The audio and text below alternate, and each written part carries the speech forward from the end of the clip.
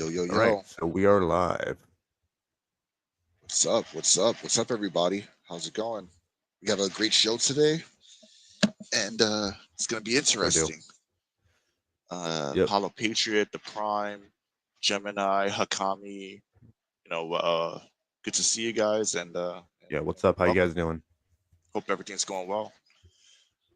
Yep. So it's gonna be Piquet, Cocktail. a it's gonna be a shorter podcast today because we were ran out of stream bucks. So Yeah, it's going to yeah, be this one shorter, might and be maybe like it's going to be two shorter. and a It's half going to be hours shorter. or so. That's Yeah, yeah, we really don't have that much time. Uh, yeah. We don't. so So we're gonna have to wait till the thing resets for StreamYard. So I'll have to see in my emails and see what if they even said like when it'll reset. I think it does usually, so I'll just have to go back and check. it's just every So like 30 days or so. I think Excuse me. so. Like every 30 days or so it resets. I don't know if it's done by calendar month or if it's done by like literal like days. No, because they So actually said they'll say something like, "Oh, you started streaming for whatever hours since yeah.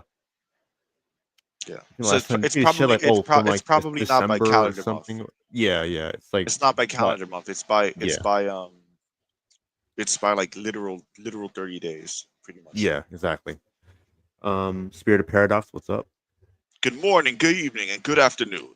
Welcome. Yeah, I am Spirit of Paradox. I'm just kidding, but what's up, man? that wasn't a How's it good going? British accent. It wasn't meant to be British. It was just Okay, meant to sound like a generic announcer voice. okay, Eddie Gordo. fair enough. Kazuya Mashima. Anyway, uh, yeah. Yeah. So So what you been Rolls up to? Royce, what's up, bro? I mean, I've been good. I've been just continuing my like language studies and stuff like that. Working on my own projects and whatnot. So Cool. nothing too particularly new or different.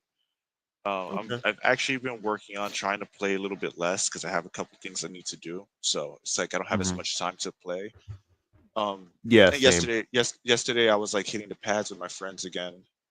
It's been like That's cool. it's been a couple weeks because I would say like almost been a week since I hit pads because I've just been like distracted by other things. So it's good to I hit the see. gym, throw some punches, throw some kicks. It always Yeah. feels good. Yeah, but everything's What's great. up? What's up, Royce and Latina Parfait? Anyone else Apollo new? Patriot, I'm at rank 70. That's awesome, bro. That's awesome. That's Giga Chad word. Nice. Yeah. Congrats. Latina uh, Parfait, hello. Hello. I love that name, bro. You know why I love it, Revenant? huh. You know why I love Latina Parfait's name? Because they'll probably like look at the account and then think like even though it's a troll account, some Yeah. people might soften the blow because they see the name Latina Parfait. It's like Yeah, but disarming, but then once you hear him talk, it's like, oh, okay. oh yeah, he ain't playing around. This ain't what I thought it Yeah. was. And now you're too late. You're too far in. Yeah. No, it's definitely a good troll. I like You that. fell for the trap. Yeah. They'll probably try to pull their punches because they're like, oh, it's Latina Parfait. Yeah. So I have Love a that. try to work. It actually is a good thing that this podcast won't be too long today because then I can get around to start working on my next video, which Yeah. should be a response video, but you guys won't know until you find out. Actually, I'll probably put a hint on it on a community post, maybe tomorrow or Tuesday. I don't He's know trying to make because it a mystery. He's trying to keep it yeah, it's a bit of a mysterious for mystery. now. Yeah, a bit of a mystery. Yeah, Metal Gear Solid Delta. Well, that's gonna be one of the things we talk about because we're gonna talk about the state of play. There were actually a few things. No, actually, believe it or not, it's kind of a shame that we have less time because the state of play was actually pretty interesting this time around, in my opinion. So Surprisingly, I because can't it's usually surprisingly, pretty yeah. ass. I mean, this one wasn't like great by any means, but at least No, it but had when I some things that were well, actually like it noteworthy to an extent. yeah, yeah, because it wasn't great. It wasn't great, but like it had stuff that actually legitimately looked good for once, right? Yeah, I as crazy as it sounds, I think this is one of their better ones they've had in like years, man. Honestly, like again, by all at least from means, what I can it's remember. yeah, by all means, it's not great, but it's like they're actually showed games that are like playable, like they look good, like that they look like there might be They some actually showed potential there. gameplay. They actually showed It wasn't gameplay, all like just like CGI trailers and like 2026, 2027. Yeah, No, yeah, and plus, at least there was that. there were like three games on there at least that I said, oh wait, this might turn out well. One of them is Chinese, and again, you know how I feel about that, but Yeah. whatever. Like we'll talk about that when the time comes. So Mhm. yeah, like it's gonna be a great show. There's a lot to talk about. I think, ironically enough, excuse me, guys. Ironically enough, there were like I said, I wish we had a little bit more time because there were some notable things. There were some notable things to talk about. So I don't know, Yeah. whatever. It's all good. Burv, what's up, Burv? Never, never pre-order. Stay strong. Yes. Well, just I mean, like I don't care if a game looks like a 10. If it could be like the look perfect from head to toe. I'm still not gonna pre-order. Yeah. I wasn't even pre-ordering games before the wokeness. Before the woke shit, I was barely pre-ordering anything. I think I might have pre-ordered a handful of games, maybe, Yeah. maybe. Like in the last, like in the literally in the last 15 years or so, possibly Mhm. more. Like I could count on my hand how many games I've pre-ordered because Yeah. I even before all the shit even before all the beta switches and stuff, even then I didn't like doing it. Like what purpose is there to pre-ordering the game? Like, and then again they try to get you in with incentives like, oh, if you pre-order you get this DLC, this character, whatever. But like that has never been enough for me. I think like one of the last ones I ever pre-ordered might have been Arkham Origins, right? Revenant. I think so. What about Arkham Knight? I didn't pre-order Arkham Knight. Oh, you didn't? Okay. No, I just bought it. I just went there the day of and got it. And because I was like, I Oh, mean, okay, like, okay. yeah, yeah, because there were like a shit ton of copies. Hell, I barely remember the time that you know what I do remember? I remember when Arkham Knight came out. I went to the GameStop to pick it up, and they were doing like a midnight release or something like Oh, that. So okay. maybe I pre-ordered. I don't remember. But but I know I did get it in the midnight release, but I don't think I pre-ordered it. But I remember they had Mortal Kombat X, and as you know, in Mortal Kombat X, I was like a top tier player. I don't know if you remember that, Mhm. Revenant. Like I've beaten pro players in that game.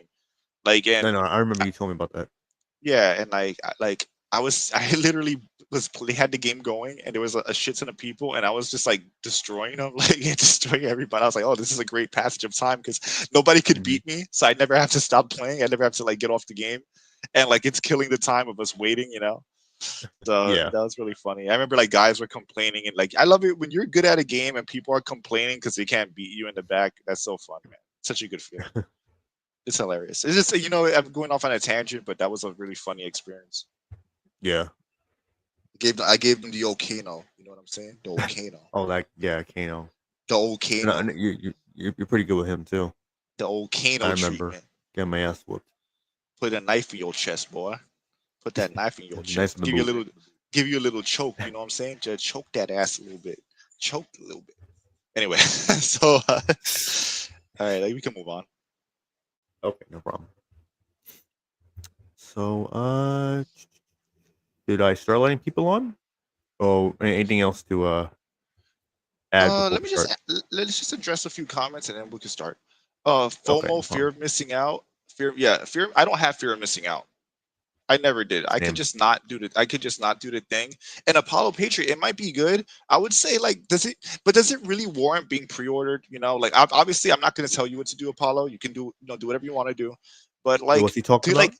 I think he might be talking about Metal Gear Solid Delta because they might add the Okay. PvP because Metal Gear Solid Online, the first online was on Metal Gear Solid 3 and it had really, really, really good multiplayer. Like if you were playing it back then, man, you were so people who got to play that when it came out were so lucky, man. I wish that thing was still active now. So he's I didn't even talking know it about had that. multiplayer until years ago. I think you were the one who actually told me about that. Yeah, it had and it was good. It wasn't I just thought like oh 4 was the multiplayer. one that had multiplayer.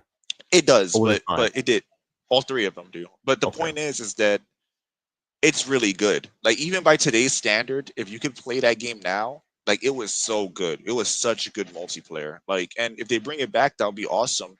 Um, but even then, like it's not really worth pre-ordering. But you're not gonna miss out by just buying the game like the next day or like a week. They're not gonna run out of copies, man. So, I don't know. Just my 2 cents on it. That's fair. Yeah, Gemini, excited to chop it up. Let's go, bro. Let's go. Yep. Yeah, they're adding game modes. It's gonna. I look. We'll talk about that one because I actually do want to talk about Delta. So let's just get to the show because we have less time and I don't want to like spend too much time here. Right. So Reb, let's That's move fair. on. Let's get things going. All right. Cool. So I'm gonna send out. I'm gonna put the link in the chat. Then I'm also send some people. Hold on. Give me a second.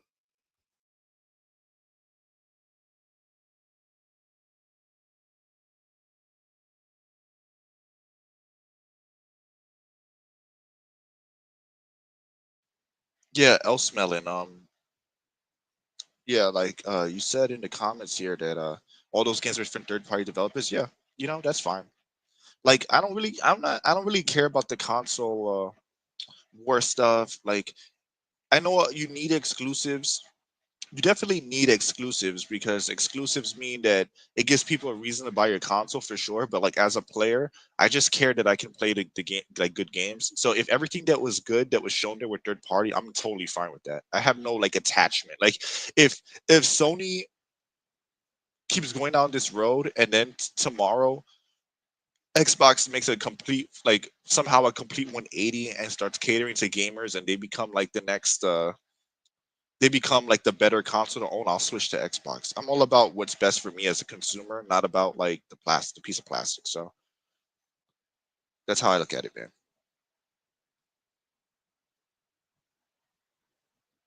Hey folks, I watched nothing from States of Play, so spare me the crap. I mean I don't understand. Are you saying that nothing there was good because you didn't watch it, or do you want us to keep it real with you with the game with the stuff that was actually on there, Retro Man? I'm a little confused as to the meaning, the context of what you're saying. So What's yeah, going I on? don't mind. I had to. No, Retro Uh. Man says, hey, "Hail, folks! I watched nothing from State of Play, so spare me the crap." So I guess like I can interpret that as like spare me the crap, as in like oh it's gonna be ass regardless, like just whatever. Or you can interpret it as like well just give us the real nitty gritty of it. So I'm gonna consider it the latter. I'm just Oh, stating okay. it's the wording was like a little strange. Okay. All right. I'm He worried said for the next Gears I game. assume 90% was crap. Oh, okay, yeah. Well, most of it was crap. Well, all right, you know what? I'm gonna be fair. I think 70% was crap, which is a record for them. Probably Like, is. that's 70% being crap is actually a good thing for them. Um, Yeah. I mean, we're not gonna really get into like every single thing because honestly, a just the lot good stuff because most of it was forgettable. I don't. I most of it was mainly just fodder. It remember. was fodder. Yeah. So. Paulo says I'm worried for the next Gears game, man. I've checked out of Gears since 4. Like I played it, finished 4 because it came. I got it. I think it might have came with my Xbox or something, or maybe I got it like was dirt cheap when I got my Xbox. But um, Gears 5 is an abomination, and Gears 4 was leading toward it being an abomination. So I have no faith in them. And the little Gears remake thing that they showed, not the remake, I think the prequel. I'm sorry, I have no faith in modern Microsoft. Modern Microsoft is the same company that says they're advising game companies to not make women sexy, right? Like that's the same company that's producing this, the same company that's producing Doom, right? Like Doom: The Dark Ages. And you see that female character, while she's not butt ugly, she definitely is. There's like nothing sexy about her at all. So it's true to what their mandate was. So yeah, you know what? Hakami's right. China, China, rainbow, rainbow, China, rainbow, rainbow, China, Japan, America, rainbow, rainbow. You know what? Game China, China. Yep, that's sadly pretty accurate. All right.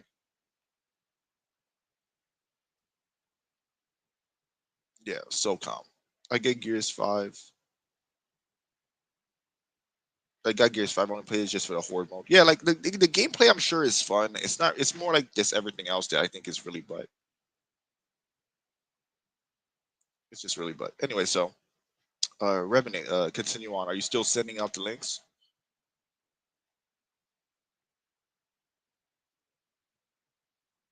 They got them. Oh, I'm sorry. I was muted. Yeah. I'm sending out some of the links, and then I'm put in the chat. Let's go home, boys. We got them. China, China, rainbow, rainbow, China game, rainbow, rainbow, China, Japan game, America, rainbow, rainbow game, China, China. That is really accurate. Surprisingly accurate. Uh,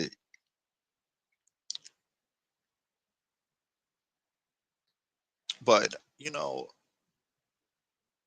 I'm actually really fish orange wide eyes. I'm actually really shocked that they look. In my opinion, some people might want to. They might call me out on this. I actually think that they fixed the boss's face and they fixed Eva's face a bit. Like I was looking at them and I compared them to the original like teaser that they showed, and it looks like the actual real time gameplay now. It looks like they fixed her face. I would go as far as to say that they changed it because it doesn't look the same as when they showed the CGI trailer. So I find that interesting.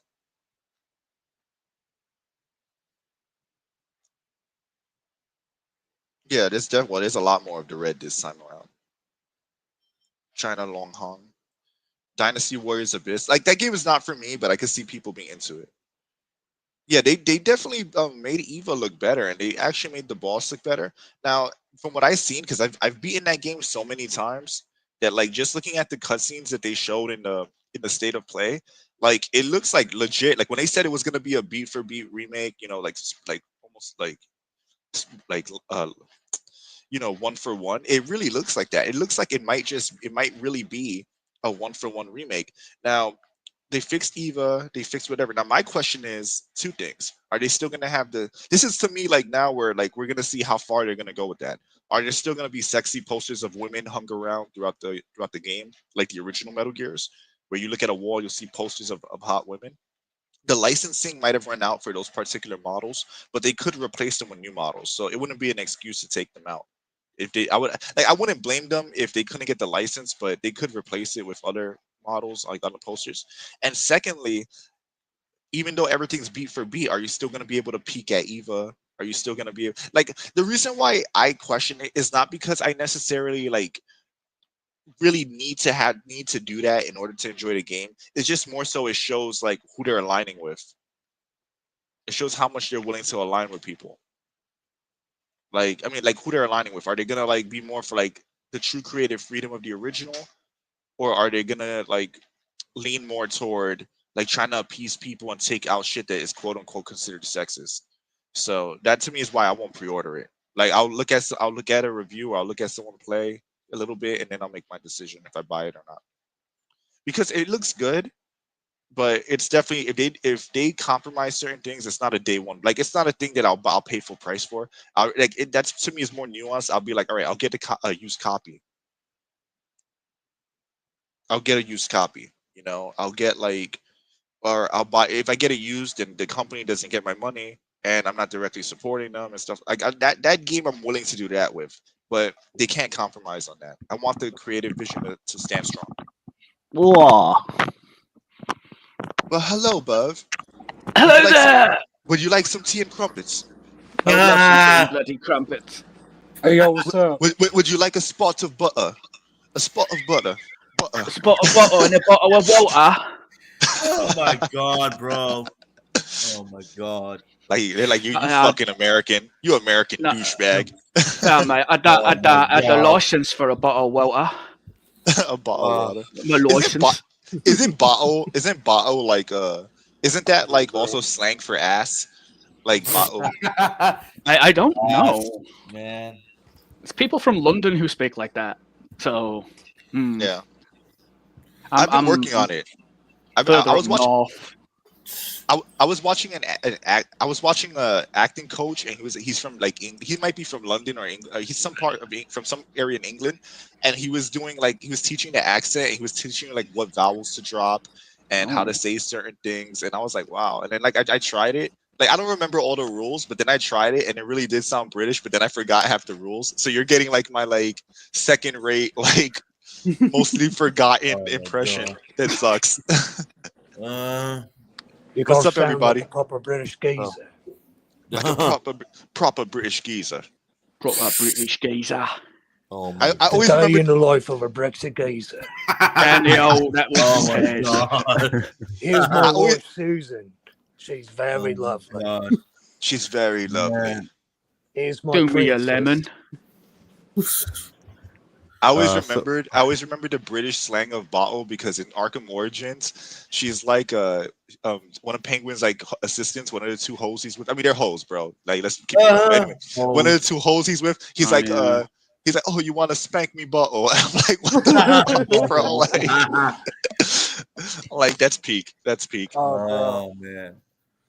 Oh god. so what's up to Burv, Yeah, that's true. That's Patriot, true, Silver Roy, Fang. That's true, and Silver Fang.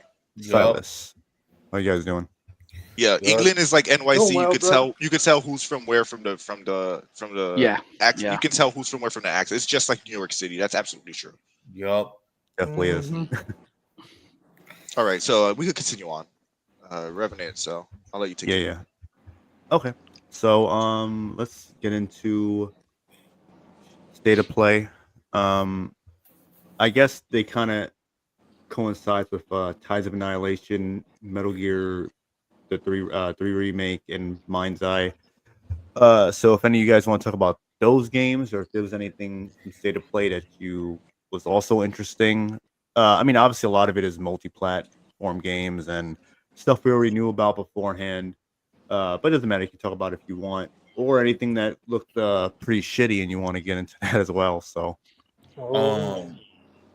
I saw what was it, Sonic Racing? That was on the state of play. And I'm like, they brought these extreme characters like the green character and the other one in the game.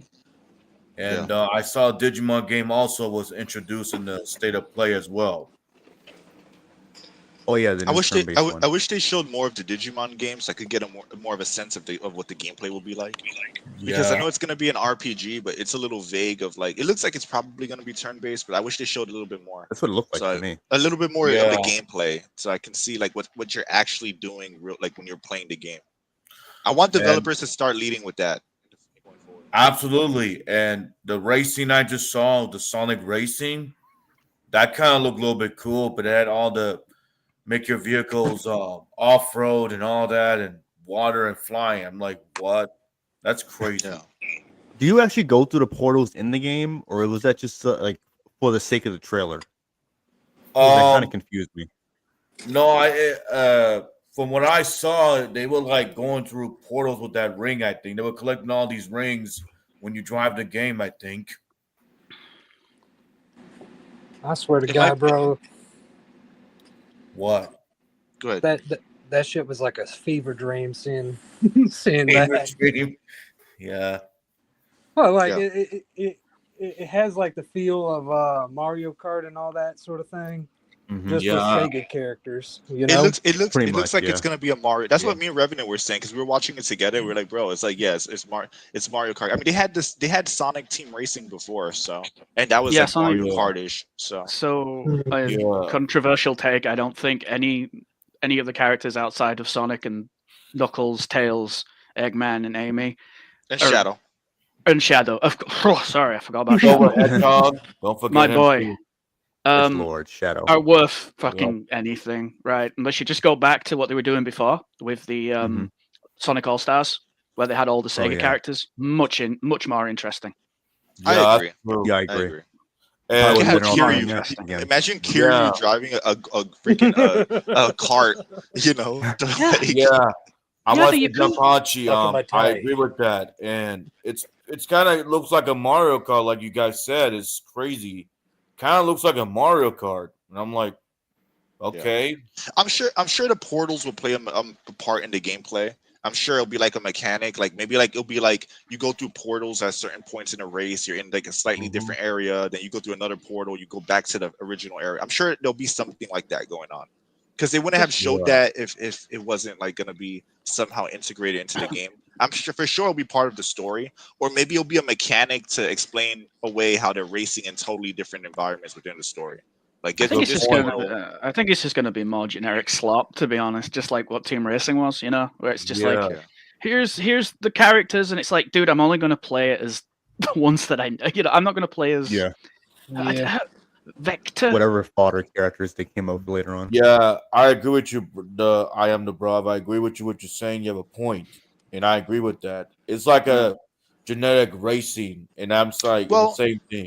There's a place for that though. There's a place for that. Like for example, like I would rather I'm gonna be real with you. I'd rather play like a generic kart racing game that I can have fun with some friends, as opposed to like something where like there's a bald black woman whose her head looks like a Oh, peanut God. preaching Oh, to me about the God. patriarchy. Don't get me started on that shit now. I don't want to hear that. I'd rather play like a somewhat Yeah. generic kart racer that's fun. Like I'd rather play something like that than be preached to be honest. So I accept that its existence is not for everyone and that it's probably going to be at least fun, and that's good enough for me. Everything doesn't have to be like, you know, I think that AA games need to be respected more and need to make a bit more of a comeback because, you know, they provided like fun, man. Like a lot of the best games were like kind of generic, right? Like I'll give you an example, like Transformers Devastation. I love that game. I thought it was really fun, but I mean, it really is a generic like game. You know, it's pretty like you know, it's pretty much like any other like beat up a bunch of enemies, fight giant bosses game. But that's fun. If it's fun, that's what counts. So I don't. I guess for what I'm saying is personally, I don't mind a generic game if it's fun. I'll take that over a game that's trying to be deep and artsy fartsy, but it's really just complaining about white people and white men or something like that. Oh my You know, God! Like, Oh, God. Here we go. oh shit! I think if they went with if they went with not transformed, sorry, I almost said trans.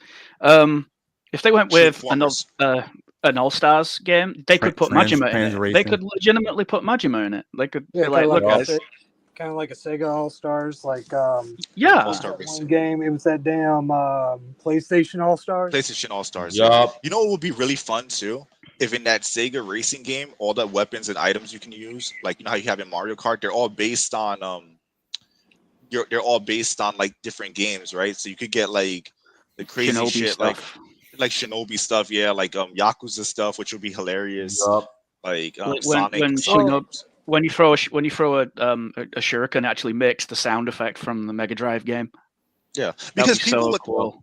what people don't understand about Mario Kart is that Mario Kart is like, yeah, it's really mostly like Nintendo characters. Like there are characters, most of them are Mario characters, but there are like a few outliers that I would consider more just general Nintendo characters, right?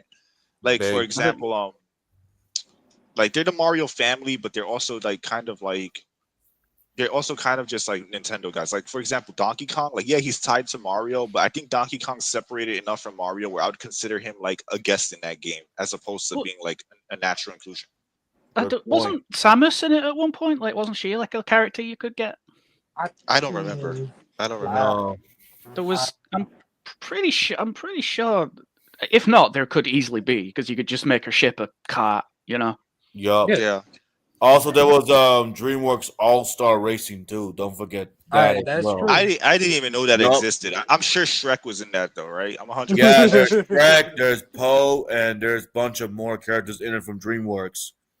You know what I want in a game like that? I want Eeyore. I want Eeyore from Winnie the Pooh because I feel like if you're like if you're scrubbing people with Eeyore and he's talking trash in that like Joel voice, I think that would be like so fucking meme worthy. I just passed you, motherfucker. Exactly, Base. Right there. That would be a perfect game right there, Base. Exactly. Imagine you win the race and he's like unenthusiastic. Yeah, I guess I won.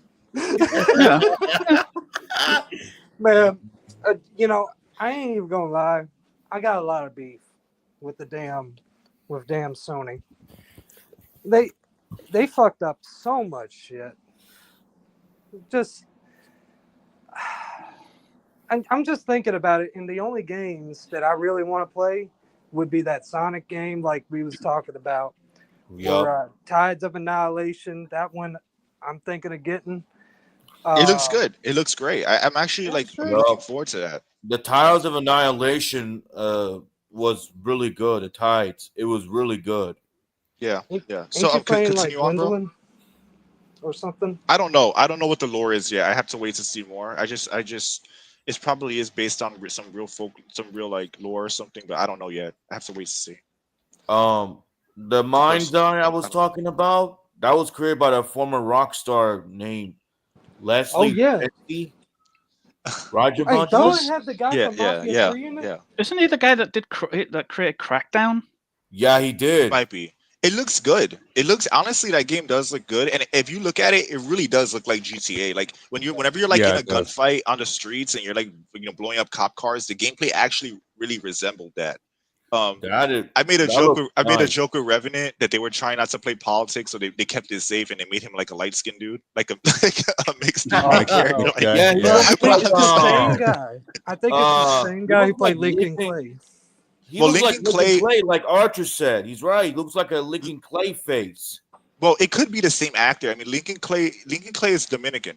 Dominicans range with a bit. You can meet a Dominican person that looks like a white person. You can meet a Dominican person that looks like Jewish. You can meet a Dominican person that's like black, like they look straight African. Like Dominicans, there's a large range of what they can look like.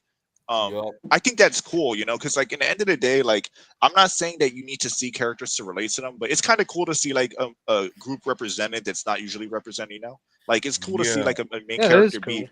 Yeah, that is cool, I don't think like for me personally, I don't have to like see a character of any race to enjoy the game. But like if you do see it and it's done well, then I'm like, yeah, that's cool. You know, that's pretty cool. You don't see it often. Yeah. Reverend, what do you think about this? The Mindseye.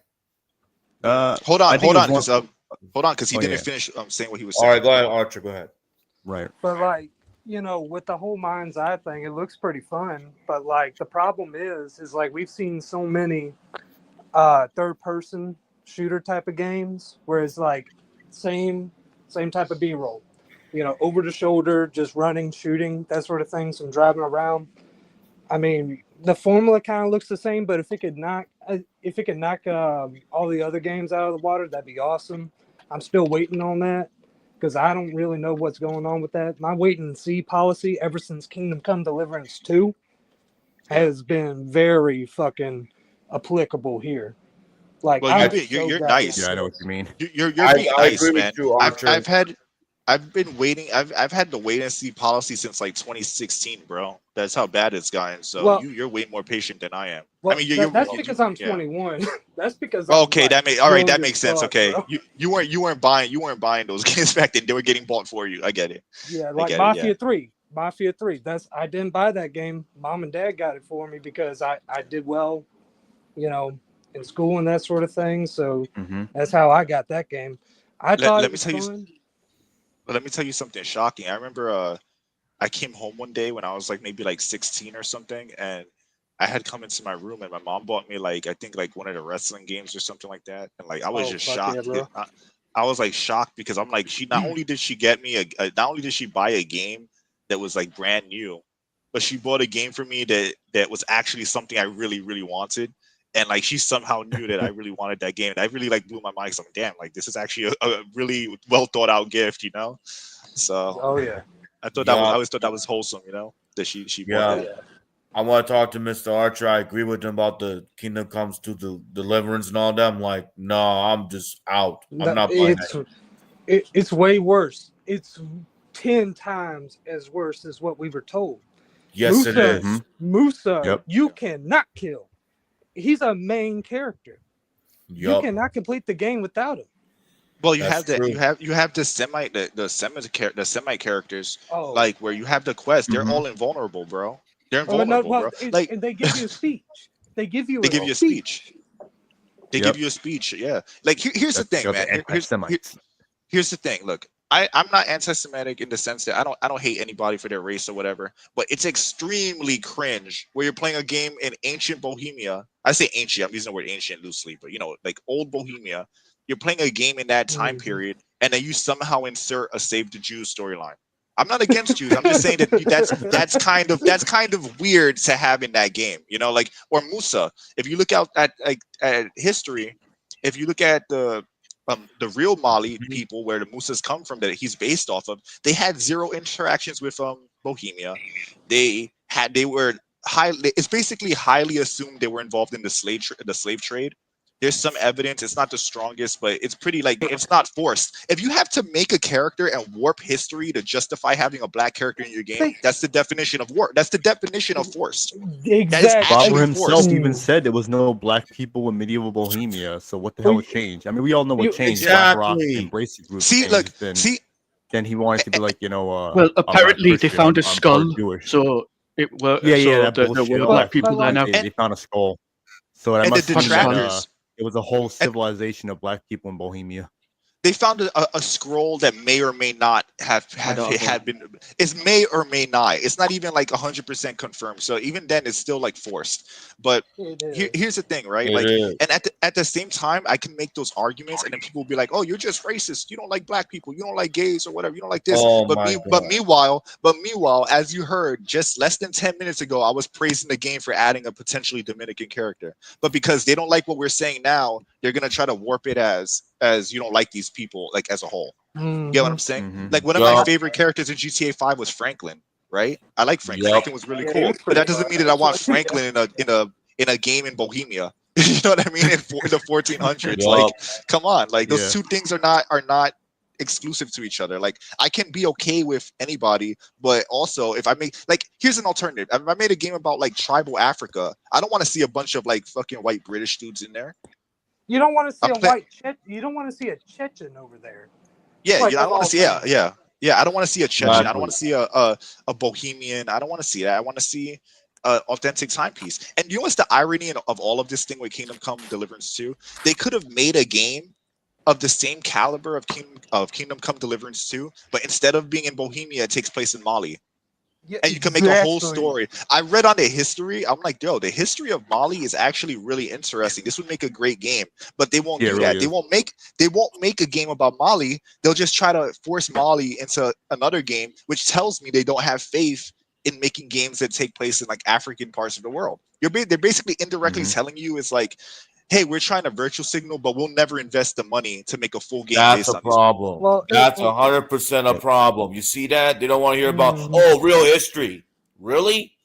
Real history matters, idiot. Exactly. Remember what I said the other week, where I said history's great. It shits on everybody. Exactly. Yeah. And you know, my whole thing is like, so a couple of things. One, I got a lot of problems with people I used to watch who just fucking dove at this game's defense.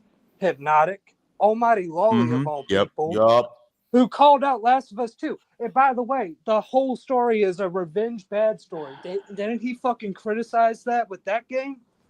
That's fucking stupid. It is.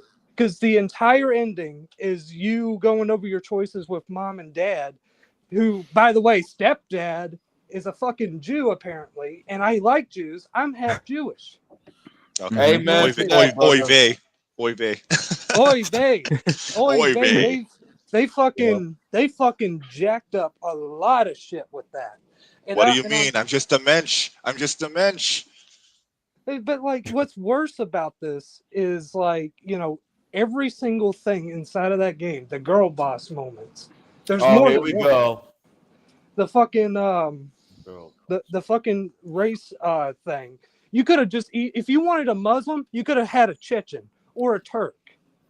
Why did you just set it in modern England and you would have gotten the same thing? Because it's the same sensibilities. The same sensibilities of like, oh look, there's these people here. You don't make fun of them. You don't attack them. You stay away from them. You keep your nose clean. And it's like, okay. And now it's in your fucking game. Ironically, Berv, those people are technically Semitic too. So if you criticize both, they can throw anti-Semitism at you. That's the hilarious part. These are the type of people that want to give agency to, you know, orcs, for fuck's sake, right? So yeah, they only want one enemy, and that's their ideological opponent. That's it. And let me quickly answer Hakami's question real quick. Do you think that the new Sony CEO will bring back the glory of the PlayStation again? Yes. No. Maybe, but yeah, I'm leaning more towards no, but I'm not ruling out as a complete a possibility. But if that does happen, then it's gonna take some time, and by then, who knows what the hell's gonna happen? So well, it's indirectly. I would like to hope so, I think yes. Who knows? Mm-hmm. Indirectly, I think yes, because here's why I think yes. We all know that the ESG and DEI stuff is entirely for money. If these people don't care, trust me when I say they don't care. If you go to Japan, where these people live, they're not pushing for this stuff. They want Japan to be like Japanese. So all that stuff is for other audiences around the world.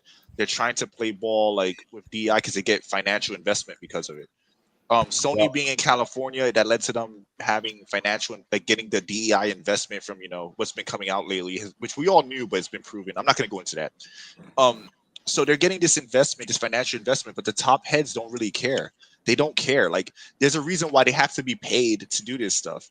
So yeah, it's not going to be right away. It's not going to right away leave. But I think that with Trump trying to get rid of DEI, because if you get rid of DEI, you have to make investing based on that like illegal, or like make it like a something that could be fined over, whatever. Sure. If that actually follows through and it actually goes into fruition, then Japan has no reason to do it. Japan themselves are not like necessarily the most like open culture toward everyone. Yeah. So I get what you're saying. I think that it will. I think it will make a difference to some degree. I just don't think it'll make a difference now. And I think what they do care about is mostly like the money. And if you're not getting the DEI investment money and you're losing money on those games, there's no financial incentive. And if the guys at the top see that, they're gonna say, "Well, look, we're not going to push that. We're going to try to lean more toward the other way." They see the success of China. Again, I don't think it'll be tomorrow. I don't think it'll be even within a year. I think that likely it'll be like 4 years from now till you see the difference because of how long games take to actually make. But I do think it will make a difference. That's my opinion. At least as of now. I feel Sony makes more mistakes than just DEI and being progressive. I mean, look at what they did. Look at what they did to Helldivers, for Christ's sake. You gotta. They locked out. Well, they locked out half the world. Yeah, it was fucking stupid what they. Well, they make bad decisions.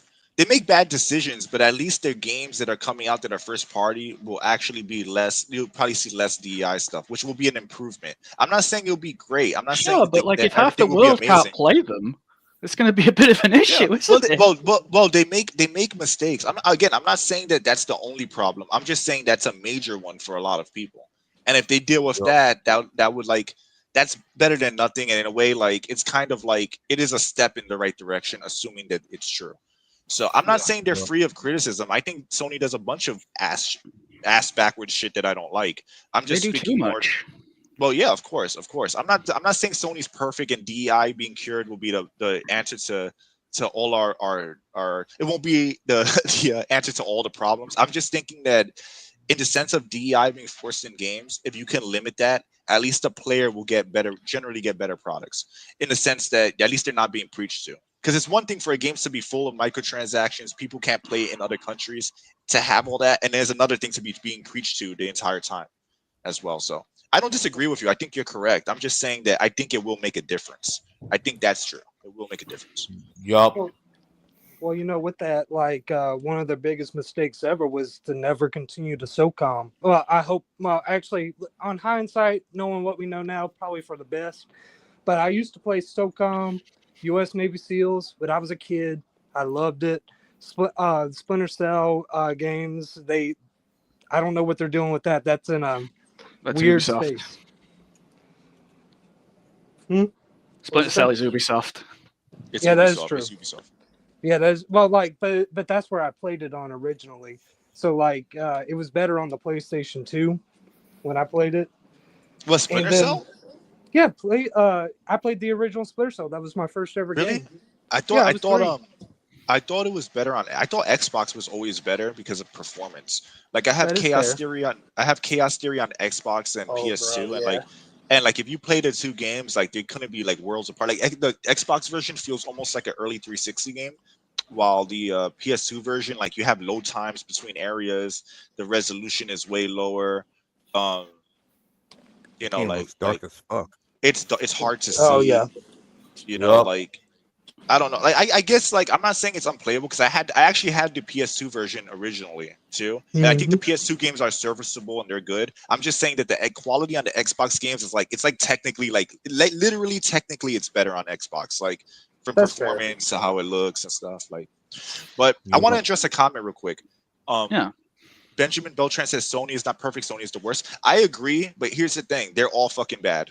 Across the board, they're all collectively bad. Sony's bad, Microsoft's bad, Nintendo's bad, and also even Steam is bad. Steam does dumb shit.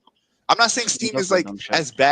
as bad as the actual console companies, but they do dumb shit too. So I get what you're saying. I'm not saying that they're like, when I say that they're not that bad, I'm not saying like they're even not perfect, not good. I'm just saying that they are bad, but the DEI stuff going away will improve the quality. I'm not defending Sony by saying that it will improve the quality to get rid of it in gaming. That's all I'm saying. I'm not going to bat for Sony. They all have every console has, and every console developer has like very glaring, really bad glaring problems compared to like let's say compared to the PS2 generation or the 360 generation and whatever. Like now it's really fucking bad. It's really bad. Yeah, it got bad real. And there was the other game I was thinking of, Infamous. They really fucked up Infamous. Oh yeah. Oh yeah. I know that game is about. Infamous, SOCOM. They had Siphon Filter. They let that die. Yes. Siphon Filter was a great game. They let that die. They let so many series die. Everything just kind of fell to the wayside, and now you have this like homogenous game design where you have like Last of Us. You have God of War Ragnarok. You got freaking Uncharted 4. All of these games are doing the exact same gameplay style, and it's actually reduced all those series. God of War is worse for it. People say, "Oh, I love the game. I love this and that." Yes, look, for me personally, I love Kratos' look in the newer games. I love all of that. Some of the moves are cool, but the fun that you have playing the classic God of War versus the new ones is night and day. If they if God of War Ragnarok, I keep saying Ragnarok because I'm so used to it. If God of War Ragnarok played like God of War 3, but with new moves, new environment, new enemies, people would have loved it just as much. Let's not pretend that like if they didn't go the direction that they did with the 2018, that the games would have been like hated and been bad. Like that's BS, man. It's revisionist. People love God of War 1 through 3. You know, so the same thing with Uncharted. Play Uncharted 1 through 3 and then play 4. Yeah, 4 is still a little bit more like free with the gameplay compared to Last of Us, but you can still see elements of like the slow walking, characters like slowly doing dialogue while you're traversing. You know, camera zoomed some of the in. progressive shit in there. A lot of progressive shit in there. A lot of it actually. Yeah, they fucked it up with that. And even without the progressive shit, the games are they're not as fun now. Like this could be my opinion. I'm sure that for every person who disagrees with me, there's gonna be people that agree with me on that they're not as fun. God of War 3, I can play it at any time, have fun. I could turn on my Vita and play God of War 1 through 2, have a ton of fun. I can't do that with 2018. 2018, I have to slowly watch this fucking long ass cutscene. Like that could be done as a cutscene, but no, you gotta fucking spend literal like 10 minutes. I think the opening is actually like 30 minutes long. Like it's slow paced. It has RPG elements. Like you can't just pick up and play it. It's just not like doesn't have the raw fun factor that the old God of War had. So to me, it's like when I look at these games now, like it worked for The Last of Us 1 because it was unique to that game. But when other game companies started trying to force that into their games, it just kind of watered them down as a whole to me. And again, this is subjective. So if someone disagrees, it's fine. But for me, that's what it felt like. Well, like you even got games like Resistance and Killzone that fucking died out. And like the only good thing in recent years that I remember they did pretty good before Stellar Blade and all that was bringing back Manhunt, remastering. Oh yeah, that's one of my favorite games of all time. Yeah, but like, that was more so Rockstar putting it on. Well, there, yeah, but like the PlayStation was the only one to remaster. Oh yeah, that's when they were doing the PS2 to PS4 thing. Yeah, because I got it on Steam. I got Manhunt on Steam, but Rockstar released a bootleg version on Steam. So you got to get a fixer for it. You don't have to do that on the PlayStation. Oh, okay. Yep. Manhunt is a great game, man. Manhunt and Manhunt 2. Look, people shit on Manhunt 2. I like Manhunt 2. If they wouldn't have had the censorship, I think that game would have been fine. Because I find Manhunt 2, the overall story, in my opinion, is way better than Manhunt 1. Like way better. Wake up, Mr. Lamb. Like that shit is crazy. Manhunt 2 was I think it was banned in some regions. Yeah, and it was also getting delayed. That's why it was getting delayed. Because they had to keep censoring it. They had to keep censoring it, and the censorship wasn't enough. And then they had to add more censorship, and it was enough. And by the time the game finally got accepted to be like sold, like distributed, it was still banned in some countries, and it had been censored beyond belief. So and I think it came out in 2007, and 360 and PS3 was already out anyway. So I think that also hurt it with sales as well. But as far as like quality of story and gameplay, it's really good. I think what really people get hung up on with that game is the censorship. I think that's really, and I don't blame them because it does suck. But that game is so good. It's, in my opinion, it's so much better than the first game in terms of like gameplay and stuff. Like I'm keeping it real. Like the first one was great and it's a classic, but if 2 didn't have that censorship, people would be singing a different tune about it. 100%. Where have you been all my life, brother? I've been saying the exact same thing, but nobody believes me. Yeah. Well, you know that how it is. It's like, you ever seen the meme of one person, they're staring at a crowd of millions of people and like, yeah, you're all wrong. Yeah. That's like well, like, wasn't it on the Wii? Go ahead. Well, wasn't that where it was sold? Yeah, it was on the Wii, wasn't it? Yeah, it was on the Wii, and people were like freaking the fuck out about it because it was like, oh, you're training kids how to kill people. It's like, yeah, that's like, are you fucking? Oh stupid? My god! Why I didn't play it? Let's stop the. They butchered it. Let's stop the more sensitive, man. That's why I like 1 over 2 is because they didn't butcher 1.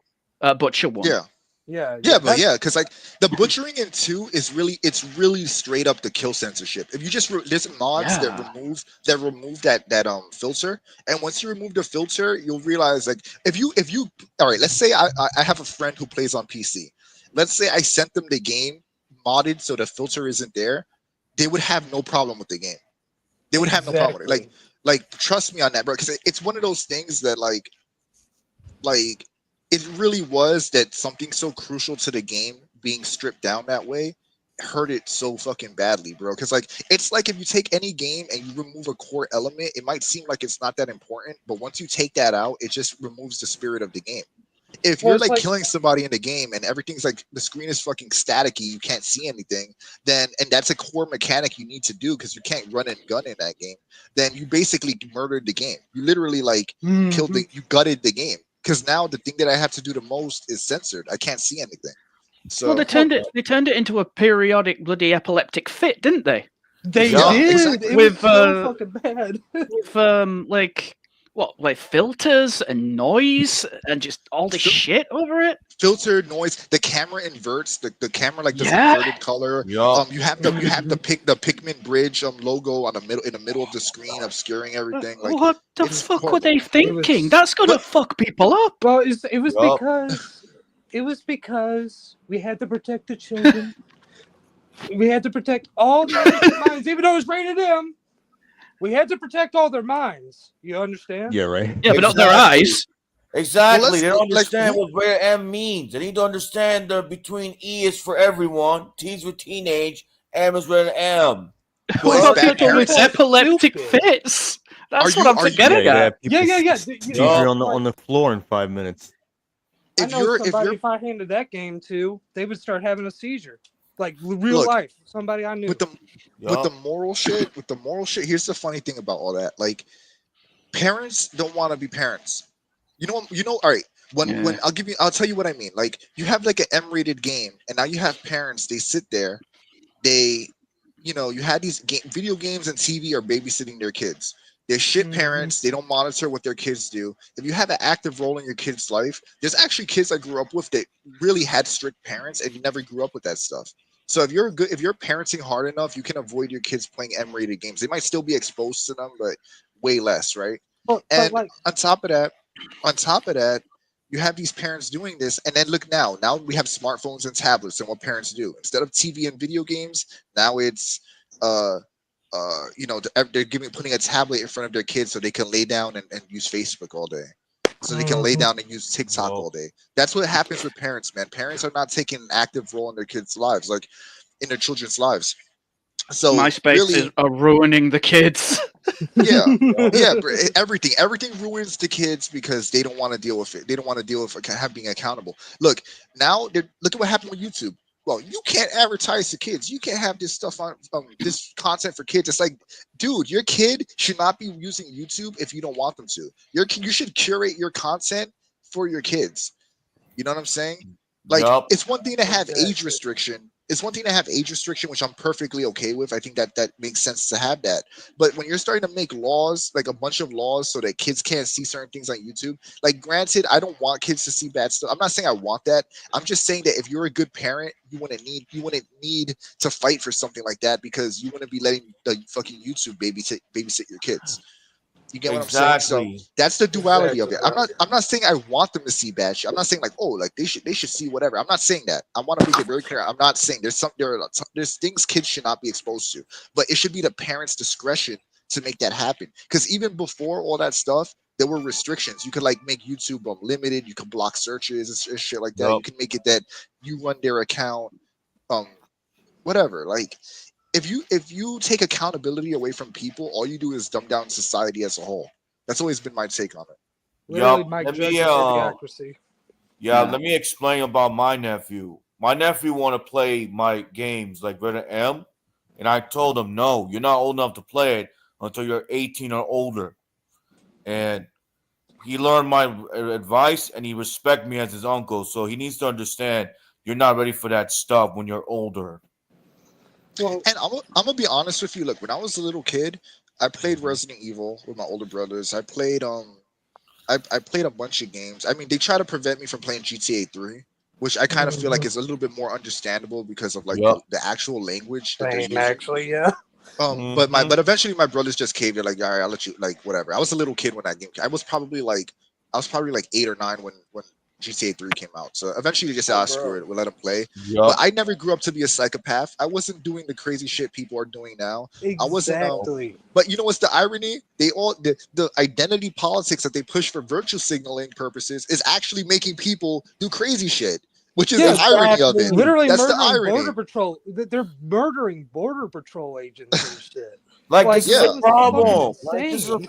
this is a freaking problem. Identity politics is toxic. But Okay. you understand that weird duality. You're bashing video games and saying they're too violent. You're saying, oh, this character is too, a Lara Croft is too sexy for kids to play with or whatever in the game. Oh But then God. the virtue signaling identity politics, which is supposed to be good, is making people shoot up schools. It's making people fucking Kill law enforcement and stuff. kill law Disrespecting enforcement, authority. burn the city down. So you're telling me one thing is bad while what you're doing is having a actual visual devastating effect on society. So again, like all that I moral actually want to grandstanding add to shit this is real yes. quick. Yup. Like, what we're seeing now with this generation is that most of them have no role models whatsoever. A lot of the news and politicians and celebrities enforce a lot of these actions where they're telling them it's okay to be a victim your whole life. If you do a crime, it's not your fault because of whatever race or gender or ideology. What am I trying to say? Ideology that you stand for. They're telling people, who are in the LGBT whatever community, you're a victim, and everything's fine because whenever there's some type of crime going on, like there's like a mass shooting, then the news doesn't want to give the identity. They don't want to say anything that's obviously going to make sense of everything. So if they're like the trans shooter, the news outlets were careful with that. But then they want to talk about, oh, it's gun violence or whatever. But then when it's a white person, then it's like they not only is it gun violence, but then it's also, it's white people. What they're doing, it's racist. Oh, it was a hate crime. And you have, I mean, look at the music that people are listening to. It's a bunch of mumble hood rap that is not going to inspire anyone. It's going to make people act like degenerates, like legit degenerates and fucking weirdos. You got TikTok and all these other like social media accounts But they that destroy are, your attention span, bro. Yup. Exactly, yeah. And then they also encourage you to act like a fucking fool again, like TikTok, For where clout, it's yeah. made by China, where China doesn't even allow their own people to use it, but they got no Bingo. problem selling it to other countries to Exactly. destroy them and make to fucking dumb down society everywhere else except their country, because Well, that's we know because why. they look at us they're as eventually going to want to take over. yeah, they look at us as enemies. They want to destroy our economy. Why? Look, a lot of the ESG shit was being funded by that was being pushed by companies in China, and like their mandates for what games release from the West in China, and then they're basically making the game industry suffer here. I'm not blaming it all on them. I'm just saying that's an aspect of it. And then in China, they're making games like what's the last one that we were just talking about? Tides of Annihilation.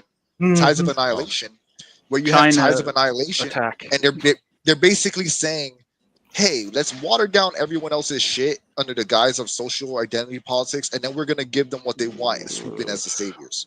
And make us money. Then we'll shift their economy to us. We're basically economically shifting that fan base, that consume those consumers. We're shifting it to us because we basically like downgraded what's happening there because they took advantage of corporate greed in America. Corporations like, well, China has a billion people, so we have to make sure our game releases there. China's like, we don't like this, so you have to take this, and that out. They're like, okay, we'll take it out. Yeah, she's too sexy. She's just whatever. But then the games that are coming out in China are actually catering to that audience in the West. So to me, that's taking advantage. That's to me is psychological chess. You're saying, hey, we're gonna trick them into doing what. We're going to use our resource, which is all our people, to trick them into thinking they'll get our market. And then when they bend the knee and make their products crap, we're going to come in as the great Chinese saviors, and we're going to shift their economy and the economic basically the economic growth. We're going to shift it to us in China, which just strengthens their own economy. But again, you'll have people say, oh, well, I don't care about that. I don't care about this. And that's the problem. Nobody cares. If nobody cares about it, then it's just going to get worse till it's too late. Everyone cares when it's too late. That's when everyone cares. And then, of course, you've got everybody on the pro side who suddenly develop cognitive dissidence and be like, oh, what do you mean? No, there's nothing. China aren't doing anything.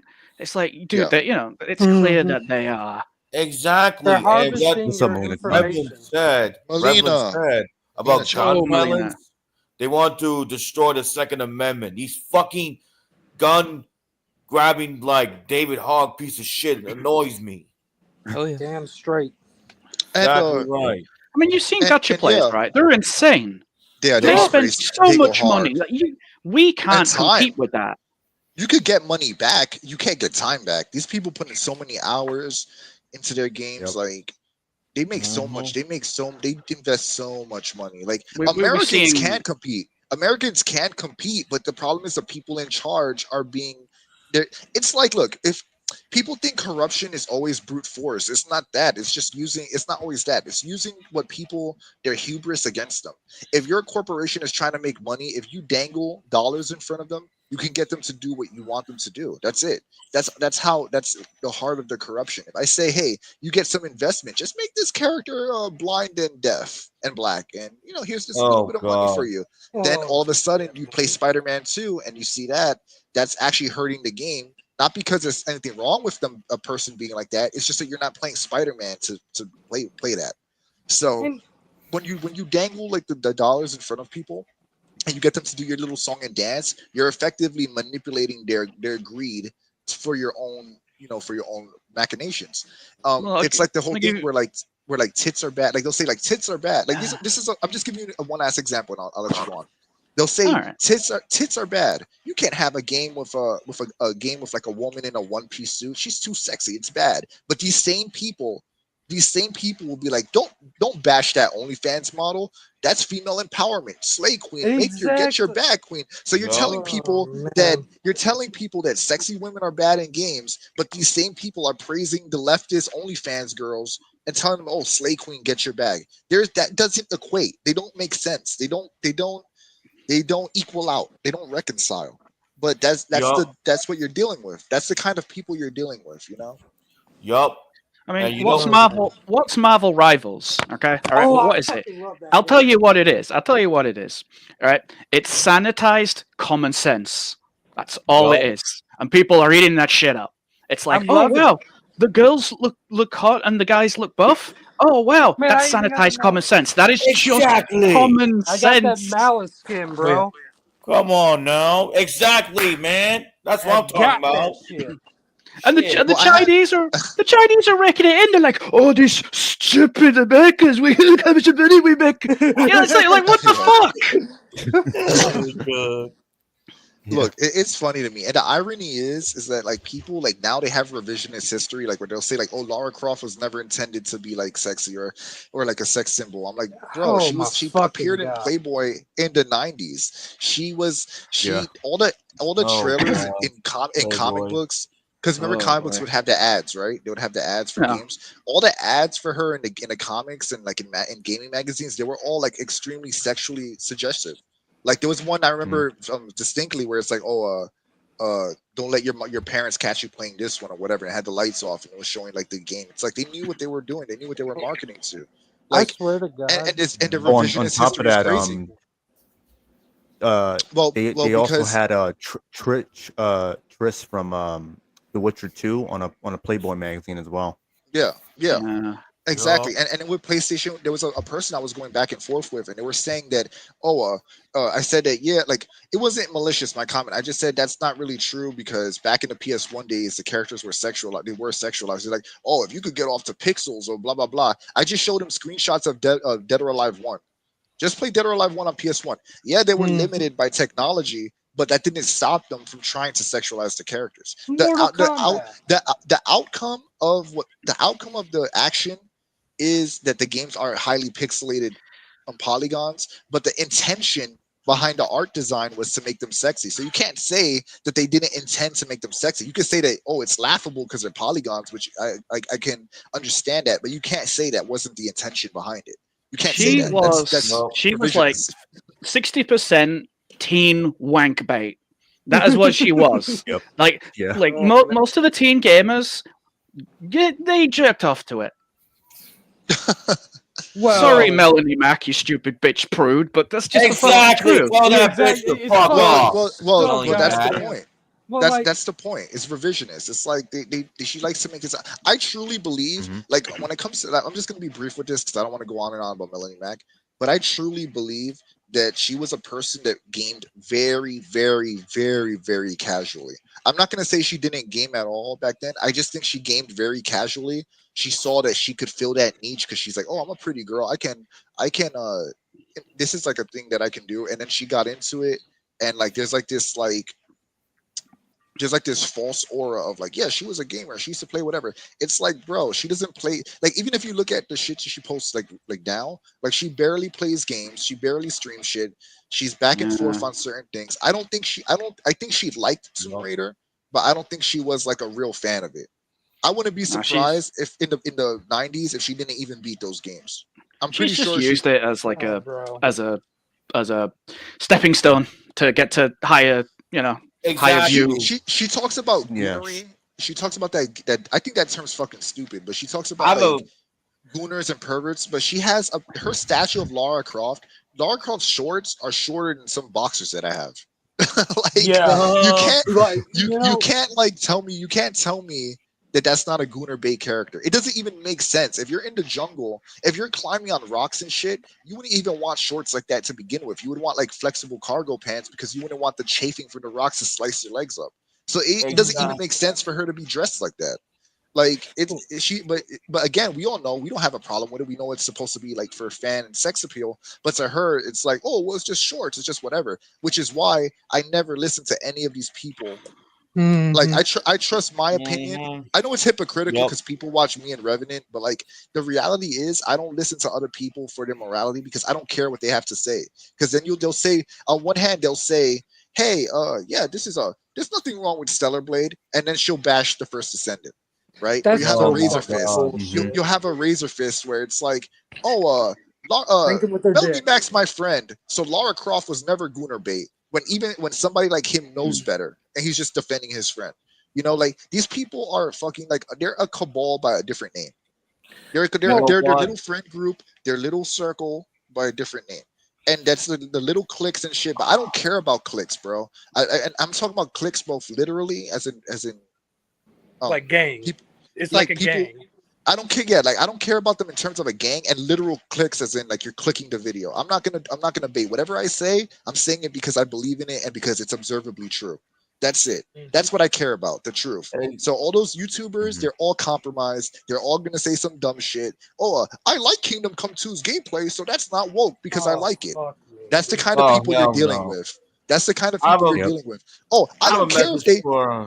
I don't care if they preach to me, because as long as the gameplay is fun, that's what counts. Okay, so you're basically saying they can indoctrinate you with anything, because all they have to do is put it's like a dog. You put the pill in the peanut butter, you're gonna fucking eat it. So that means that your opinion on it means nothing, because all they have to do is wrap it in good gameplay, and you're gonna suck it down. So that's why I don't listen to these people. That's why I don't take it seriously. Well, like, okay, so I'm aspiring to be an author, right? But like the whole thing is like what we was talking about earlier. I wouldn't want my books in libraries where kids are, because they're going to be brutal. They're going to have a lot of foul fucking language. Because I don't give a shit what people think. And people always say stuff like, well, you can't do this and that, where it's like, bro, didn't you support, like, people who hated Last of Us 2 liking Kingdom Come Deliverance 2 and shit like that? It's like, what the fuck is wrong with you? Yup. Like the whole revenge bad, like the whole revenge bad thing. No. Don't even go in on that, bro. That game's plot is so dumb. It's so bad. But like, let me quickly answer Hakami real quick. This I had to comment on for a while. They did fire I believe someone who was a feminist. I don't know if it was two of them, but I know for sure it was one of them. Mm-hmm. So all right, so check this out before you continue. With The Last of Us, I think journalists were trying to get at them for that or whatever. Yeah, they did. They tried to get at them. I remember that. But that's continue true. on. But I just want to say this, because The Last of Us 2, the only way that narrative makes sense is if the player were making choices throughout the game.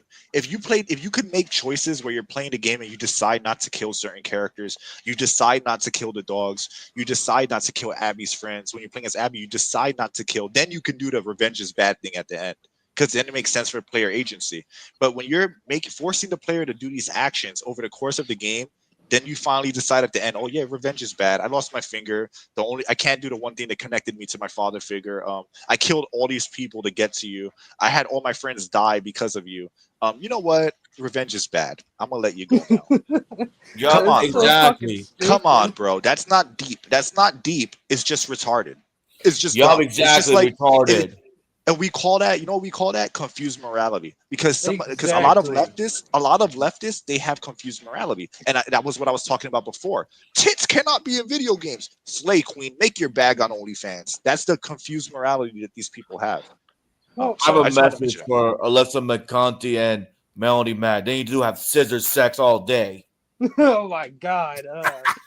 That was funny, huh? They deserve each other. Man. Melody Mack and Alyssa McConaughey need to have scissor sex. I don't care. They can go to hell. But you know what? Let's actually talk about I agree with you.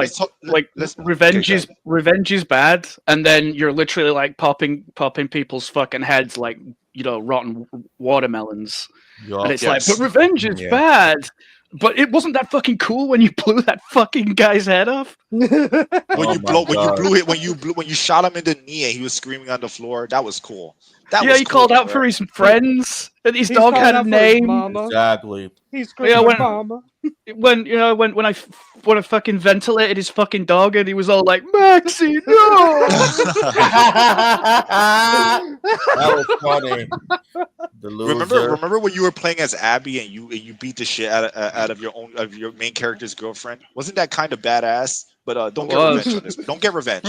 She deserved it. She had it coming. Remember when you played as Abby and then you immediately wanted to kill yourself?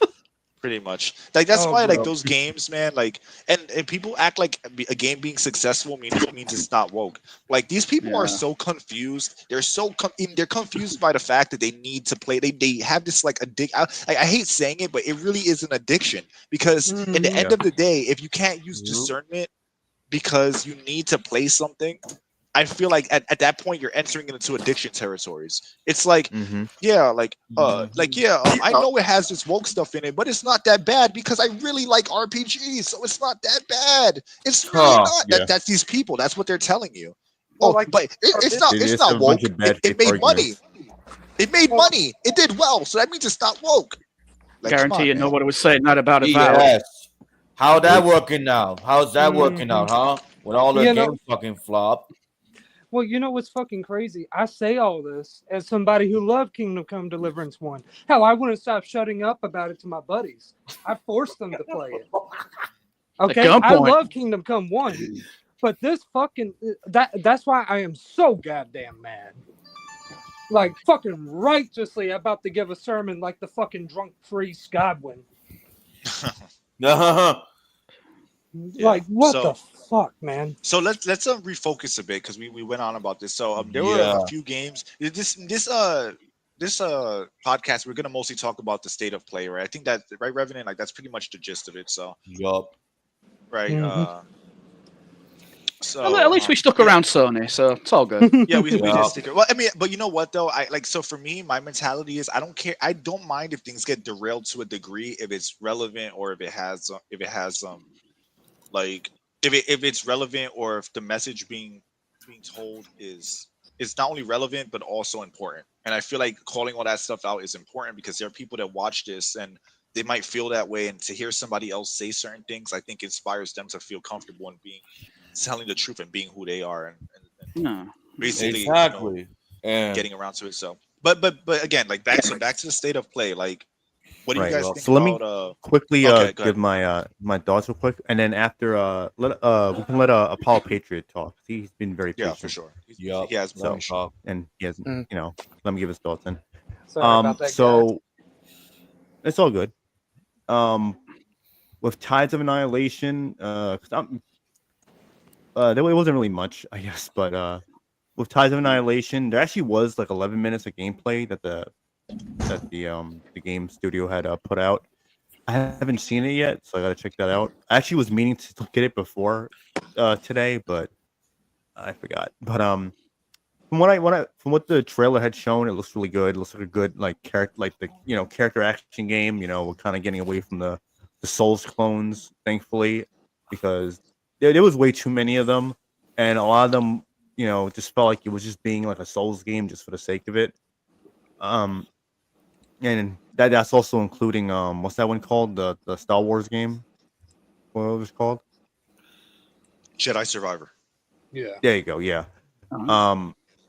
So, but yeah, with Tides of Annihilation, like I like how the character looks. She looks really, you know, she's pretty. You know, I like the effects and how the combat looks. Very like Devil May Cry-esque. I don't know about anything else as far as, you know, again, like they had the 11 minutes of gameplay, so maybe I'm assuming they showed more. It'll probably like look more reminiscent of other games, but you know, graphically it looks really good. Only downside is that it is a Chinese game, so I am skeptical about that. And so yeah, I don't know if that would be like a day one purchase for me or anything like that. And when I mean day one, I don't mean like pre-ordering. I mean just like, you know, get on the day of or the week of. So or if I do get it, I'll just probably play like I did with Celeblade, where I just play offline. So I don't like with Celeblade. I didn't want to get the day one patch, the censored patch, pretty much. Mm-hmm. So I may just do that if anything. Well, it's kind of one of those deals where I'm like, I'm in the same boat. Like the gameplay looks good. I might, if I do end up getting it, I might get it like probably used or something, or maybe like Revenant said, play it offline because the gameplay looks good. I'm happy the characters are starting to look like that again. I'm just annoyed that like it's either I would prefer it be Korean because Korea is not China, right? So, but at the same time, like I feel like I like, again, if someone else doesn't care, it does look pretty good so far. I do have to watch that gameplay too. It looks like something that I would. It's kind of like refreshing. I do want to play it. I do like it. Does look good, but I just think it's one of those things where like me not wanting to like support like the Chinese government is like enough for me to like be hesitant. You know, I'd rather buy it used or something, which is kind of unfortunate in a way because like a good game, it should really be that a game is just good or not. But unfortunately, that's not the real world we live in, right? There's a whole bunch of other shit going on, and I think that if I didn't know, it's not as simple as like, oh, is it a good game or a bad game? There's more to it. Like if it was like by like. If it was like a thing where I was ignorant to the things I was talking about, I guess I wouldn't care. I would just support it and be like, yeah, this looks great. This is what we should get back to. But because I know what of the other stuff I'm saying, I'll feel like, you know, I know better. So, But it does look Mhm. good, man. I like the design of the main character. I like the. It kind of looks like it reminds me of Stellar Blade a little bit, actually, with the look of the characters. Just A like little bit, obviously yeah. a little bit less sexualized, and the trailer Mhm. did look interesting. I'm curious of like what the world will be like. Like it looks good. It definitely looks good, and that's one of the games that they actually showcased that had a lot of promise. Yeah, But yeah, the other Paulo. game they showed, Lost Soul Aside, that's finally coming out, so I'm looking Yeah, forward to that. But again, it's Lost another Soul Chinese Aside. game, so Is that we'll the have one to that It looks look like it wait look Final and see. Fantasy It's another 13? action game. Yes. It looks like Final Yup. Fantasy 15. Yeah. I mean, the 15. first, My bad. yeah, The it looks original, Yeah, amazing. like yeah. the original thing that they showed when he was like jumping, I like know. through like the Versus 13. tornado or some Versus shit. 13. Yeah. No. Yeah. It was 15. You remember they showed like it was like the earlier footage of it, Yeah. and he's like jumping through like buildings, jumping from building to building, and it's like he a did it massive. Oh, himself. yeah. Oh, He made it. The He, E3 that footage, was you mean. sick. he made the impressive thing was he made all that on his own. That's why he Yup. like that's why they backed him because he made that first thing that he did The first that was trailer on his inspired by own, yeah. it was on Yup. his own entirely, and then it Mm. impressed him so much he got hired into the industry. But I'm talking when I say 15, I'm talking about how it was once called Versus 13, and they changed it to Yes, 15. versus Yup. That's Yeah. why 15, I said correct. Versus Mhm. 13. Yeah. Yeah. Yeah, So, I was lost which then was because the I'm like 15 we versus should have gotten. 13. But before Yeah, we it switch to was. like since there's a few games that are worth discussing, let Apollo give his Right. thoughts, like you said, which is true because he hasn't gotten to speak. And then after he does, Mhm. then we'll talk about Lost Soul Aside. Then we'll talk about Metal Yup. Gear. That Okay, way, no it's problem. a little bit more like structured, right? So Yup. Apollo, go ahead. Yeah, Say then we can what's up. switch the panel a bit because Christian Frady's in the backstage. Yeah, so we could let some bring other him on. people in and whatever. Yeah. We'll rotate out roles, and if there's anyone else backstage, we'll switch other people out. But anyway, continue. That's fine with Yeah, me. yeah. Um, State of play. I mean, I don't play PlayStation. I was really kind of hoping to see a SOCOM game. I don't know, but I'll keep it short and sweet and simple. I'm like, yeah, they don't have no SOCOM. I'm like, nah, not my thing, not my deal. But I'm like, there's decent games on there. I'm pretty picky on games I like and all that stuff, but yeah, it's all right. It's like you're eating a hamburger from 7-Eleven. That's like some of these games I saw in the state of play. It's 7-Eleven. like For yeah, real. going to a 7-Eleven looking at a game. It's kind of like that atmosphere for me. Like when I'm looking at the state of play, I'm like, it's like you're going to a 7-Eleven or whatever Shell station and it's like getting random pizza. Yeah, Yeah. you're getting Oh pizza, my gas station God, pizza, bro. or hamburger, or chicken sandwich. It's kind of like that. The state of play. That I Oh mean, my Ironically, God, bro. that's half the convenience stores in Japan, bro. So, yeah. but anyway, Yeah. like that's what it. Yeah. That's I mean, like that's what it is. When you watch videos of mean, Japan, they're going yeah. to they're getting like seven. Yup. They're basically getting 7-Eleven steak and shit. But it's just Yeah. the only difference is it's not just 7-Eleven. It's just like all convenience stores. Like, Yeah. Yeah. But Yup. but yeah, like I Um, get you because you're more like a military shooter guy. yeah, Right? I'm more of a like You're like first-person a Call military of Duty shooter. guy type, correct? No, not Call of Duty. Like Call of Duty passed away a long time ago, but more into like military shooters, kind of milsim, more into Ghost Recon, more into Ghost Recon. hardcore. Yeah, Ghost Recon, Yup. more Ready or not? military, more into military type of games and third-person shooter games. Like So Armor 3. Yup. Arma, Mm. I mean, I don't play. There's Arma Reforger on all consoles and PCs, so maybe in the future I might go and get it. But state of play thing, it was decent. Is just, I'd call it like gas station sandwich burger food. Pretty much, yeah. Yeah, that's all I got. Oh God, bro. Oh God. Well, you know what, man? I'll be honest with you. I'd rather eat a gas station sandwich than eat shit. And Yeah. unfortunately, 90% of what they showed in general, like not at this state of play, but just 90% of shit being put out by being put out in general of games is like shit. So Yeah, I know. And Digimon was in the state of play and Sonic. Well, hold on. Sorry. Well, because we're gonna get to all that stuff. I want to keep it a little bit more Yeah. structured because there's a few games that are worth talking about. Yeah. Like that's true. So I know Revenant mentioned Lost Soul aside. Like, anyone else have thoughts about that? I have a thoughts. That game looked badass, and I like it. And I hope I will pre-order that game. A Yeah, little it too looks, weeb for pretty cool. me, but Well, pretty impressive looking. But a it little too is. weeb. A little too sort of Kingdom Hearts 2, end of Kingdom Hearts 2 for me. No, that looked badass to me because I like the character was badass and he had all these good moves. That was good, huh, Jimbachi? It looks interesting to me, but at the same time, I wasn't a fan of like Final Fantasy 15. So like, I have to see more gameplay because I want to see how different it is from that game. I hope it's not like I just got to see more because like if it plays like something like 15, I probably won't get it. I need it to be a little bit more dynamic. Oh, you mean like the gameplay? What's the story? What's the blah blah? Well, the right? story is fine. The story is fine. I just couldn't get around the gameplay. The gameplay was a little bit too like. Oh yeah, they didn't show that. Right. Let me rephrase. Let me rephrase. If it plays like Final Fantasy 15 and 16, I'm not really interested. I need it to be like I need it to be a little bit more like focused. If it's more focused, then I'll give it a chance. But visually and from what it looked like, it looked really cool. I just got to see more. I got to see more. But like I would say that it's headed in the right direction. I know that's kind of a thing that more like what like Revenant would play more so than me because I love Final Fantasy, but I don't like the modern ones. Like 13 was the last one that I actually really liked for the most part, and then like 15 and 16 I just can't. So I gotta see if the gameplay is floaty. It's like on what Burf said, if it's like Kingdom Heartish where it's like kind of floaty. I hope it's not that. Yeah, it like, better I don't not want that. be. I like when I hit something. Look, I say this all the time to him privately. I always joke around because he plays a lot of like JRPGs. I like when I hit somebody with my sword. I like to feel like I'm really like laying into them. It doesn't have to be slow. It could be fast. I just want to. I want to have the feedback like I'm hurting them, like I'm hitting them.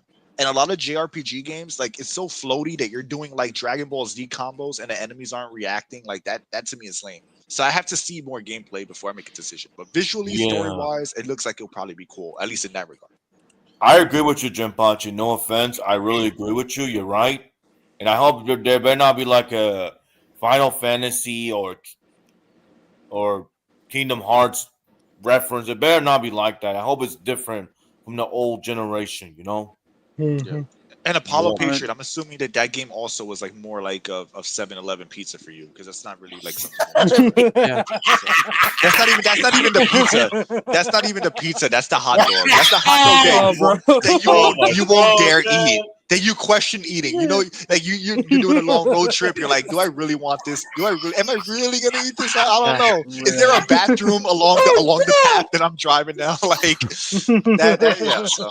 Some hot dog flavored water with that. I'd go one step further and referring to it's like Revenant tweet. It's the pineapple I would pick off the fucking 7-Eleven pizza. There you go. Oh yeah, the pineapple. The pineapple. Like SpongeBob's house. It's like Simpsons when Apu gave Homer the hot dog that fell on the floor after he ate spoiled meat. Yes, that RX smashed. He was hallucinating, wasn't it? He was hallucinating. I think he was hallucinating afterwards. But yeah, but all jokes aside, it doesn't look that bad. It looks like it's gonna be good, but I just have to see gameplay. That's all. I just have to see. I don't like going only by CGI. That's all. We just gotta see. I agree. I gotta see some of substance. Also, it's China, so you gotta be very wary. Yeah, and then there's China. Oh wait, China again? China, what are you doing? Yeah, Lost Soul tried. Yeah, that's why I made that joke before because somebody commented rainbow China Renee. I'm like, yo, that's actually pretty much what it was. That's a pretty good comment. Come on, China, stay in your lane. China be like, what if we make Japan bad in the West, but then we try to transform it to Japan so you could feed the Chinese. Yeah, people. That's what they're doing. It's like we are new Japan. We are your new Japan. That's how you put up with us now. Yeah, but it's not like friendly, polite. It's not like Japan is like your friendly, polite coworker he's like friendly, he's nice. He doesn't, he's not like your best friend, but if you're down, he might show up and he's like, hey, you want you want a 7-Eleven hot dog? Here he goes, whatever. Like that's the kind of person Japan is. China is the one that desperately wants you to like him and tries to buy your love, but he only wants to buy your love because he's trying to move up at the job. That's China versus Japan. Your window. He's looking outside. Trying to be like America make ugly woman. We make pretty woman. You buy games. Pretty much. It's like they're like, it's like, hey, you check out this game. Well, the other Chinese guy is trying to slip through your back door.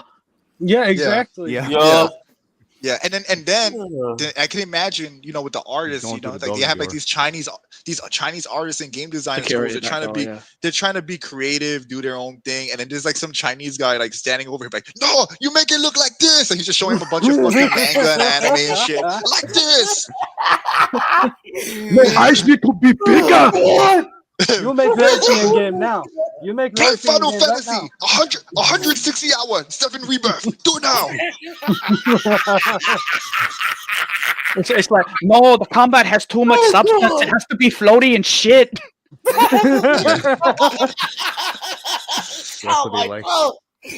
Oh, my face is red. Oh god. You got funny, man. But all jokes aside, though, they actually have been putting out some good games. Some games have been like good. I can't, you can't deny it. Some of it has been good, like I actually hope Lost Soul Aside is good. I really hope it's good. Same. I really hope it's good because I think ultimately you want to have. If you're gonna have your Chinese like propaganda, like corporately funded products, at least they're good. At least make it good. Like, absolutely. All right, so we should move on to like another maybe game, right? it will inspire other studios to actually get this shit together. Maybe. That's the pro. The pro is that there's indie devs seeing the success that are gonna copy them, and they won't be Chinese. They'll be like American. They might be European. So who knows? Exactly, and I hope they can learn this lesson. I mean, I feel like Russia or Ukraine, or like any like Eastern like countries, if they like inspired by that, I think they'll do really well. I'm saying Russia more so because Russia's less influenced. They're doing their own thing. They want their own, trying to do their own shit. So I think that they might actually make something that's a little bit more like do that, but in a way that's like with a unique flavor, right? Like every Russian game I've ever played has had like a unique like feel to it, even if they're doing something that other companies do. It always feels different. Right. It never feels homogenous with everything else. It was a game that maybe Apollo Patriot may like. I don't know if he saw it, or I mean, if he hasn't, maybe he'll be interested in checking it out. Because I know Benjamin had wrote it in the chat, and I actually remembered about it. Metal Eden. It's like a Doom clone. Oh, I don't want to say Doom. I mean, it's basically a Doom clone. Metal Eden. It's like Metal Eden. Yeah. Is that one state of play you're talking about? Yeah. It was shown there. Oh, that shit is awesome. Oh, that shit is badass. Ooh. Oh yeah. It looks like it's just heavily inspired by Doom. It does look heavily inspired. Yeah, it looks like a little bit. Like Doom, there's no doubt, man. She has the fucking green Praetor. It looks like the Praetor suit. It looks like that. So I mean, like it's not a bad thing to like be inspired by Doom. I mean, look, people ain't gonna like this. No Doom, no Halo. Halo is Master Chief's design is inspired by Doom, bro. Like it's clearly inspired by Doom. Like, but in the end of the day, man, like I don't mind if someone's inspired. I'm not gonna be like, there's nothing new under the sun, right? That's the saying. So, so I think it'd be good. I think it might be good, but I have a very strong suspicion that despite how good the game looks, it might be woke. So I'm gonna wait and see. I have a very it's not because she's female, because again, obviously if that was the case, I would say Tides of Annihilation looks like shit, which it doesn't. But it's not because she's female. It's just that the look of the game and like I don't know, something about it makes me feel like it might just push like some kind of woke agenda. I don't know for sure. I'm not saying it's woke. I'm just saying I have to wait and see. Too colorful. You never know. And the women don't look that what were you gonna say? No, I was just gonna say that the one thing is that the women are curvy. Mm-hmm. The women are curvy from what they showed. They are curvy, which is a good sign because again, like That's it's not just good. because of like sex appeal. It just means that they're not pushing like the modern bullshit, which is like a good sign. If you see curvy women in a game, it's probably a good sign that they're not putting that ideology in there. But we gotta wait. I just gotta wait and see. It's just it looks a little sus to me right now, to be honest. That's all. Benjamin had mentioned that you can also she can also morph into a ball, kind of like in Metroid, and that she just kind of Okay. like looks like Wait, Samus what? Aran. Oh, that's Okay, true. that's- That's true. That is Yeah. true. Yeah, that is true. I didn't think about that. That's Yep, that's a definitely. bit. So I guess That's a bit. it does take inspiration from both games. Yup. Maybe Yeah, it's but inspired by both. Yeah, but I don't think it looks as good as the Metroid. Like, Right. I got something for y'all. So the publisher's going to Metroid be looks Deep more Silver. interesting to me. Oh, Deep Silver. Oh no, Deep Deep Silver. Damn. Yes, Oh, I no. see it on Steam Damn. right now. In Yeah. 4K, Deep See, Silver. that's why you gotta trust your instincts. I'm not saying it's Yeah. wrong. That's why That's I've been another red looking up flag. all the games we were talking about with that. Yup, Yeah. I'm Let glad me look Archer at knew Mindseye. something about it. Yeah, thank you, Archer, for giving us that information because Yup. Yeah. now we Well, know Now On we the- know on who what company it is. On the surface, and it really does look. what the game will probably have. It really I'm- looks like it's like similar to Doom. So maybe the people who made it are trying to do like a hybrid. Because when I saw like the little bit of gun stuff, the gunplay they were showing, it looked a lot like Doom and like the modern Doom games. But with the morph ball and the power suit, you could argue that it has Metroid in there too. So there probably is a bit of both in there. Yep.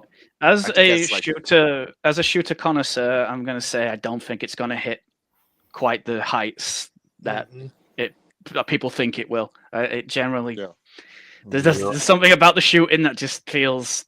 It looks sus. Yeah. It looks suspect. Yeah. Yeah. It looks questionable. I agree with that. Where there's smoke, there's fire. Benjamin if you says have the an previous instinct, game was Ruiner. I don't know if anyone's played that game. I never I heard have. of it. Oh. It was on Game Pass. Game Pass. Oh. if you have an instinct, you should trust it until you're proven wrong. Yeah. That's my instinct. That's what I always say. It's like if you have an feeling about something, like listen to your gut until there's evidence to the contrary. Because your gut is usually going to be right 9 times out of 10. Yeah. Well, I mean, Benjamin, I've played lots of games that are similar to Doom, Doom Eternal, and most of the best ones are like the indie games. They just seem to have a better grasp of it. I don't think China suck. Most of them are like most of them are like really like generic. Like they're just Doom clones for the sake of being Doom clones, while some of them have a little bit more heart in them. Thing is, I think the best Doom clone, Doom Eternal clone, is Turbo Overkill. Like nothing can touch it, as far as I'm concerned. The state of play. They also remastered Days of Gone. I actually like that. Who wants to talk about them butchering the visuals? I know. I'm gonna be real with you guys. I have the game and I like the game. Like here's the weird thing. It's one of those games that I like, but I can't finish it because they ruined the game by the slog shit they added to it for me. Like I don't. It's such a chore to do anything. It's not that it's like, all right, let me be clear, because like for me at least personally, it's a bit more nuanced. When I'm fighting zombies and when I'm engaging with the story, the game is good. When I have to go into overworld and fucking find gas for the car, it's so boring that I stop wanting to play the game. So that's really what happens, and that's why I haven't finished it. I just find it like that they could have removed a bunch of elements, kept it open world, and it would have still been fun. But because they added a bunch of like crafting shit in there, it just becomes so boring to me. Like it's just and it's glitchy. I get you. And it's glitchy too. Like when I fight with the knife and stuff, when you're doing that hand-to-hand combat, it's really cool. When you're shooting the fucking the zombies, it's fun. I like the fact that like massive hordes can chase you and it's like crazy, but like most of the time you're not doing that. And then again, like Revenant said, it is buggy. The enemies do weird shit. Sometimes you hit enemies and like they don't react to it or it does no damage. Sometimes I remember when I was playing they when glitch it came and out. they start floating in the air and shit when you're doing like the melee combat. I remember when I was playing it. It was like around, I think roughly around when it was first released. And I'm driving back to the base early on in the game, and the frame rate's terrible. The fucking sound effects are fucking like glitching out. You had the legit like zombies. I'm driving past zombies T-posing onto the base, and it's like, what the fuck is going on? Then there's like crashes and shit. And even like months to I think a year later, you go back to play it, and it's still glitchy. It's probably still glitchy now. But the problem is the deeper issues of the game aren't the glitches, because like I said, like there are times where you fight enemies and they'll like I said, like they'll change like their I guess their like Z position, and it'll be weird. Like if there's a rock around you, the enemy will like just snap up like into the air to like, because they're leveling out with like the geometry of the environment or whatever. But that's not really the issue. I think like they could fix the glitches, but the problem is not the glitches. It's like the heart of the gameplay. Like I can't be bothered. It doesn't work. I can't be bothered to like be craft. Like you know what games were good? The games that were open world and they had some elements of that, but it was basically like the world is just a means for you to progress the story. As opposed to games now where they're filled with like unnecessary like Ubisoft towers, which that game also has. They just call them Nest, but they might as well be Ubisoft towers. And they also have the enemy encampments. Like again, I'm not gonna say it's absolute dog shit. It is a good game in some degrees, but it's just it's like the things that I don't like about it take me out enough where I don't want to play the game anymore. Which I guess sounds like it has bad. Fundamental pacing issues. It does. It does. Yeah. Yeah, I agree with you all three. I agree with you guys, and I don't understand why the hell you do that. Stop remastering older stuff. Leave it alone. Yeah. It's not bad. It's not bad. It's not. I'm not gonna say it's dog shit. It's not dog shit. It just needs help. It just needs something that, like, in order to fix it, they would have to make a sequel. They're not gonna fix it within a remaster or something like that. Sony don't. I don't think the developers and Sony get on too well. No. Well, you know. By the way, is it too early to talk about Mindseye? I'm doing a little bit of research on them. Well, we'll talk about. We're going to be hitting different subjects, so just let's give our thoughts about this one, and then we'll move on to next. Mind's will be the next game we talk about. I got you. So everyone's giving their thoughts about it, right? If they haven't, not yet. No. Now's the time, and then I'll stay quiet. Everyone give their thoughts on it, and then we'll move on. Okay, who goes first? Which game? My bad. Mindseye. Oh yeah. No, not Mindseye. Not Mindseye. Days Gone. The Days Gone remaster. Days Gone. I like the game, but I like the game. But like I stopped playing. Same thing. Same reason why y'all gave. But like if they did some like quality of life stuff, improvements and stuff like that, in my personal opinion, cut out the damn crafting. All right, this ain't Last of Us. Exactly. So like all I gotta say about that shit is if you're gonna remaster a game that was not even like, how old is it? 2019 or something like that. I think 2018 or 2017. 2017. I feel like that's my instinct. 2017. Like if it was released at that time, what I would have much rather seen is like, and I know this ain't Sony, but like a game that I would love to see remastered would have been like Kane and Lynch or something like that. I don't know why you're remastering a sort of newer game. I really don't know why. Tired of them doing that. They did that with The Last of Us as well. So fucking stupid. And they just did it with Horizon Zero Dawn. I don't understand. Like do they think that remakes will just make it better? And arguably, you could look at the PS5 version of Spider-Man 1 as a remaster as well, because they changed a lot of things. They improved it in certain ways. So that kind of is a remaster as well. The Spider-Man. No, it is, because they did. It actually is called a remaster. But you can only get it through Miles Morales game. Well, I don't know if you can buy it separately. I don't know if they changed that or not. You probably could buy it separately on the PS. If you buy the PS5 version, it's probably gonna be that game, that version of the game. But it is a remaster. It's like pointless. It's like, who cares? Like, I don't know, man. I guess like, you know, they don't have their priorities straight with this stuff. Like, Jim Pachi, you actually have a question from Retro Man. You mind reading it to me? I can't look. Can't look at my screen right now. All right, Jim Pachi, question: if Days Gone was half price and no open world, would you buy it? Would it sell more? If it was half the price, like I actually have the game, so I have the game already. if I didn't know, if I knew everything I knew now, but didn't already own the game, I would think that you could keep the open world. You can keep just make it less buggy, keep the open world, and just like make the crafting basically non-existent or very limited. I think the game will be better. Mm-hmm. I think it will be better. I think like having to do certain things is just too much of a slog in a game like that. So I don't know if that answers your question, but because like I feel like they would need to like, I wouldn't say remove the open world. You can keep the open world, just remove some of the grindy shit that makes it boring. That's it. Yep. That's all they have to do.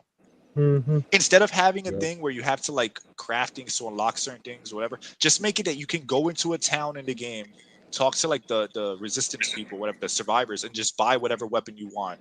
Like make the skill tree like a little bit more easier to upgrade and whatever. Like not so much focused on like finding parts and crafting, but just on like the level that you actually reach by like killing by destroying Nest, by doing parts of the story, like make it more of like a natural skill tree and limit as much crafting as you can, and I think it'll be way better. And obviously fix the bugs. But if they remove the open world, I think that would also solve that problem overall. So I guess I think it would have done better, but I think you could keep that. Just do what I said and it'll be fine. Yep. Hopefully that answers your question. So anyway, who was talking? Was it you, Archer? You were saying something? Yeah, he was talking before about Days Gone. Well, that was my piece behind it. Just take out the crafting. The open world feels very dead. Sometimes I hate to say it, but no pun intended. But like The Living Dead, it feels very Living Dead. I know, right? Have more bandits or some shit. Have the fucking cultists like do shit. I know sometimes they do it and stuff like that, but ramp it up more. Make it like a constant danger going outside of a base. Like sometimes you're just driving down the highway and it's like, damn. Boring. It's boring. Yeah.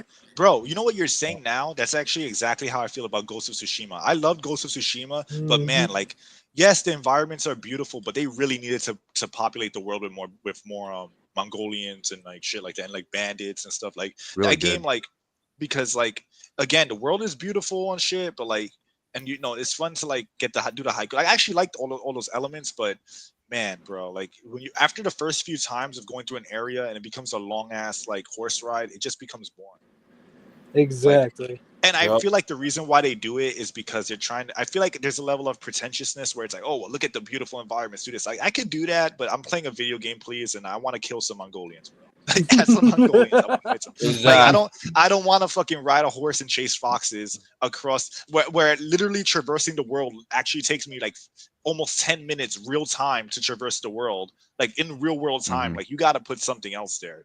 Like have them chase me, have them have their own horses where they chase me on horseback or something. Like do something, but like like Jesus Christ, like it's cool and all. Like I like the haikus, I like the foxes, but it's fucking boring. So I guess I'm saying that about that game because it's very similar to how I feel about Days Gone. They have the same problem, really. Yep. And that's all I got to say about that. It's just why I want to speak on the quality of the remaster more, because I've been noticing a trend in them remastering these games and re-releasing. And I want to kind of point to with that horror game, with the, what was it called? What did it have in it? It's the one with the with the teenagers. Until Dawn. Yeah, Until Dawn. Yeah. The new Until Dawn, the remaster has butchered so much of the visuals in translation. Yeah. Oh yeah, they look weird. I noticed think, that. you were telling me about that, right? That they look weird. Yeah, I sent you like pictures that I saw on X or whatever of it. Yeah, it does look weird. I don't know what they've really fucked up the lighting and everything like that. Sure, the monster looks a bit better, but was it worth upscaling and making the monster look better and sacrificing like basic entire scene composition? I don't think so.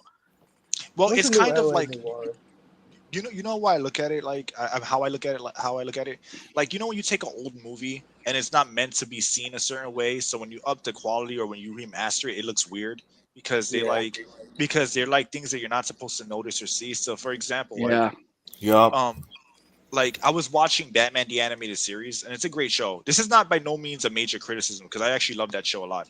But I was watching like because I have the Blu-ray of it, and on the Blu-ray you can see like the color imperfections that were done because they were drawn on cells. They weren't drawn on digitally. Yeah. So Yeah. you can see the errors in coloring. Like you can see like color coming out of the characters' lines, like they're buried, like they're coming off out of the lines. You see like the specks of dust from like it being done like traditionally. Because like they have the machine with the dust, there's dust that gets in there, and then you have the light shining down on it, and then it's like it's not being done digitally, so the frames are being like they're being basically like flip booked. You know what I mean? For lack of a better word, they're being flip booked. So you can see the dust and shit, and you can see the imperfections. The show is still great. It still looks beautiful, the art, but it's like those things I would never notice if they didn't remaster it. You know what I'm saying? So Exactly. Yeah, I get so it. It's like it's like the that with video equivalent. games.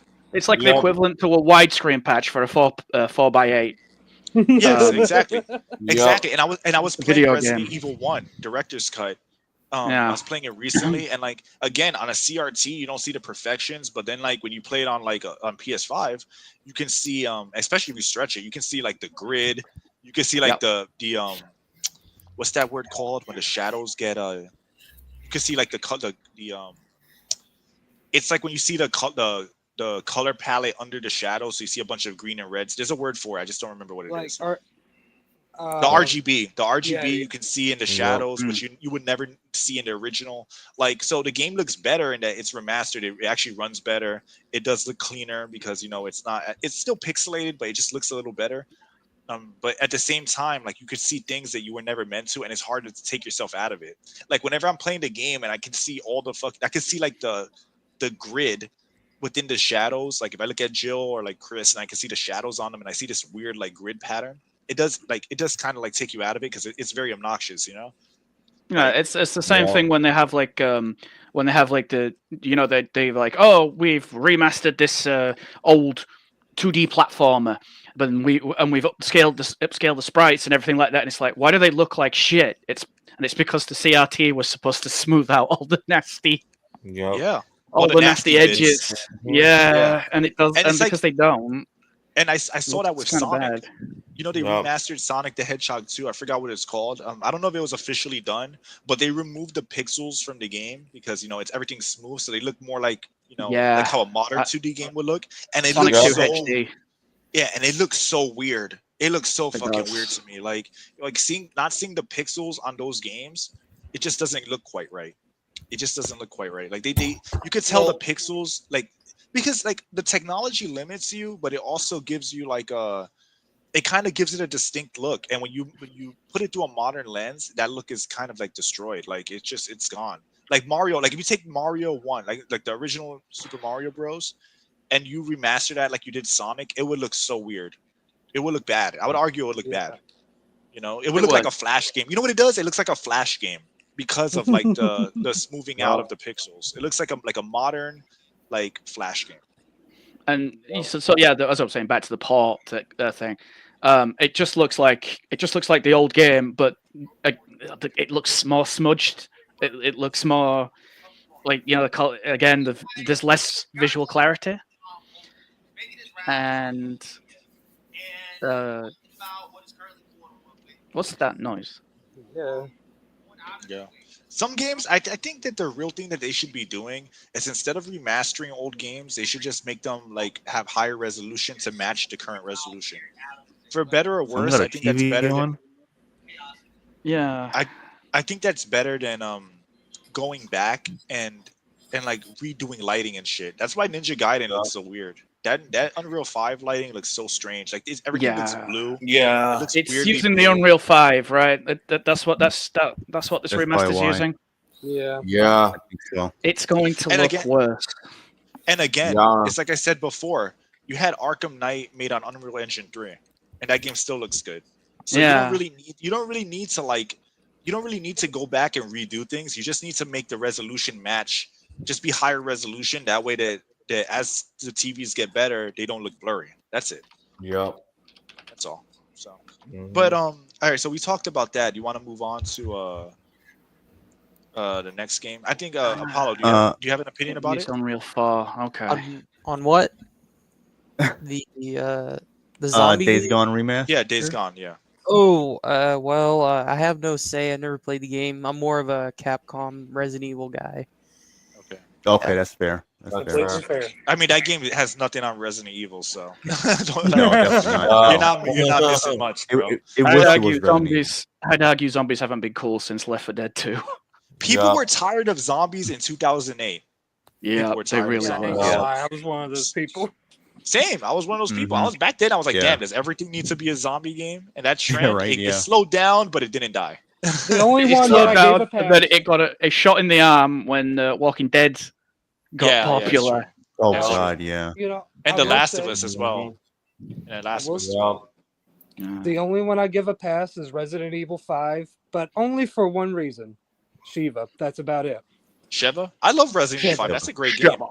All right, let me Yeah. rephrase. If it's not Capcom doing it, I was tired of it. That's probably that's shallow, but it's true. Dead Rising was I mean, cool. to be fair, Capcom were sick of zombies. That's why they stopped doing them for the That's longest true. time. But what you were saying about Unreal Engine 4, you were saying Arkham Knight was made on Unreal Engine 4? No, Days Gone. Days Gone. Oh, The original Days Gone. Yeah. And so that was they used Unreal Engine 4, and I think they did their own in-house tweaking to it as well to get the visuals the way they really wanted to. Yep. And now some asshole's gonna come along and just scuff that all up with the Unreal Engine 5. Yep. That's true. You know what's weird? A lot of games have just like a lot of like, you know what it is that there's a difference. The difference between Arkham Knight, while it still looks really good and basically looks timeless, is because first off, it had an art style to it, right? Like it has some things that are realistic, but it's not like hyper realism. Like the characters don't look like real people look, you know. It's art style, but there's a thing of like it's a thing of like the artist versus the tool. So you could take a talented developer. He could use Unreal Engine 3 and make a game look like a current game. But a less talented developer would need Unreal Engine 5 as a crutch to do the work that he himself does or them themselves are not capable of doing. So the more the game engine does for you is it basically takes away some of the artistic input from the artist, because it's different. Like back in the PS2 era where like the shadows had to be done more like, you know, within by the developers, right? They had to like implement shadow physics and shit like that, while Unreal Engine 5 will have a default shadow physics that they can add and it saves them time, but it also makes it stand out less. So I think that really what you're seeing is that game engines are getting better at doing more, but it's making games lose their identity because again, if you're a good artist, you can use pen and paper. Like a good artist could use pen and paper and make a masterpiece of a comic, right? But there's another artist out there who uses digital tools, only digital tools. Like I mean, modern artists use it too, the good ones. But I mean, like they need the digital tools. They don't understand like art, and they need the tools to do the work for them. And you can see that it looks more plastic. Well, even if you had that artist who's just naturally talented overall, he could use those same digital tools, and you would think it was drawn on paper because of their ability. So I think that that's the difference now with gaming. Like the PS1, the engines all sucked. Everything was brute force on PS2 and PS1 for the most part, and you're comparing those to like, you know, and they had to do so much more. That's why games look unique, as opposed to now where like again they're a lot of the engine does the work for you, so they don't have to brute force. They don't have to do artistic tricks as much to create certain effects. Like I don't know, man. Maybe that's just the natural progression of how gaming's going, so you can't stop it. But you can see it. It shouldn't be. It shouldn't be, because you basically what you do, you've got art versus like machine calculation, right? Yeah, pretty much. Yeah. It doesn't like, you know, they want more money for these games and they're going to be using this shit on this side. You know, you need a goddamn editor to go over what the machine's done and make the appropriate corrections like an art team is supposed to do. Yeah. But it's gonna get worse, bro. Real quick, it's gonna get worse Charles, because it's AI. let me answer Charles real quick. What's up, Charles? Doing good. Charles? Hope you're doing well. Charles. About the Unreal Engine 6, yeah, I think it'll get worse, and I think more studios need to just make their own in-house engines, or maybe look to another like third party type of engine where they can use it in. Well, there's a Make lot the more than games look Unreal, better, bro. make them actually look more like distinct because I don't know.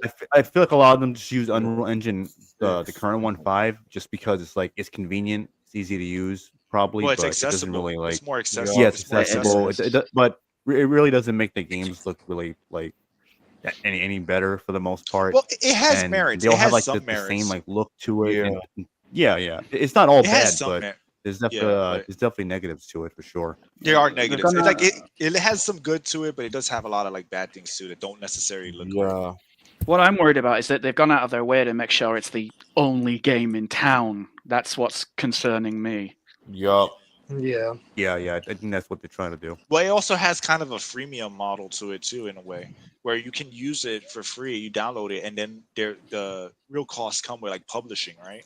Like when the publishing Yeah. issue. So that makes it very accessible to broke ass developers because they can make a game, not sell it but show it off, get crowdfunding. I'm sure that a lot of the crowdfunded games are doing just that. Like, let's make the game first, as much as we can do. Then we can show it off, even though we can't sell the game as is. We can show what it looks like and show actual gameplay. Then when they get funded, then they can pay the licensing fees and whatnot. Like, that's a whole business model. So, that's really what it is. But I think like there are other engines that are free, they're open source.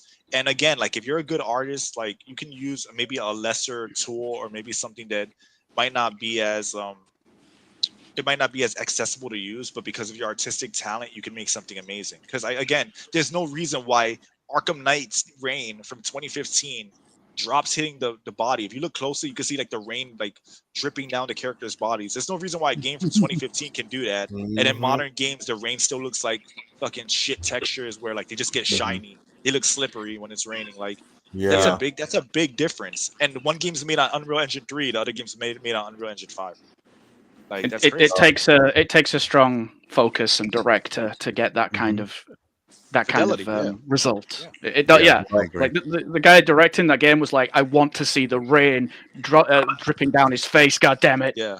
He got autistic about it. He was like, I gotta. It must be done. It must be done. Yeah. He'd like poke him in the back when they were trying to program it. Like poke him with a broom. Like come on! Yeah. Exactly. But now we're back at China. You playing Like, 60 hour. This Look guy, at Arkham Knight rain. this guy was a real slave driver. Yeah. Man. Build But my again, pyramids, damn it! But you know what? The quality shows, man. If you work hard, it's struggling, but that's why the Arkham games will always be timeless because of the level of quality that went into it. We're not counting Suicide Squad. We're talking about the real Arkham series. They'll always be quality because they'll always be timeless because of that.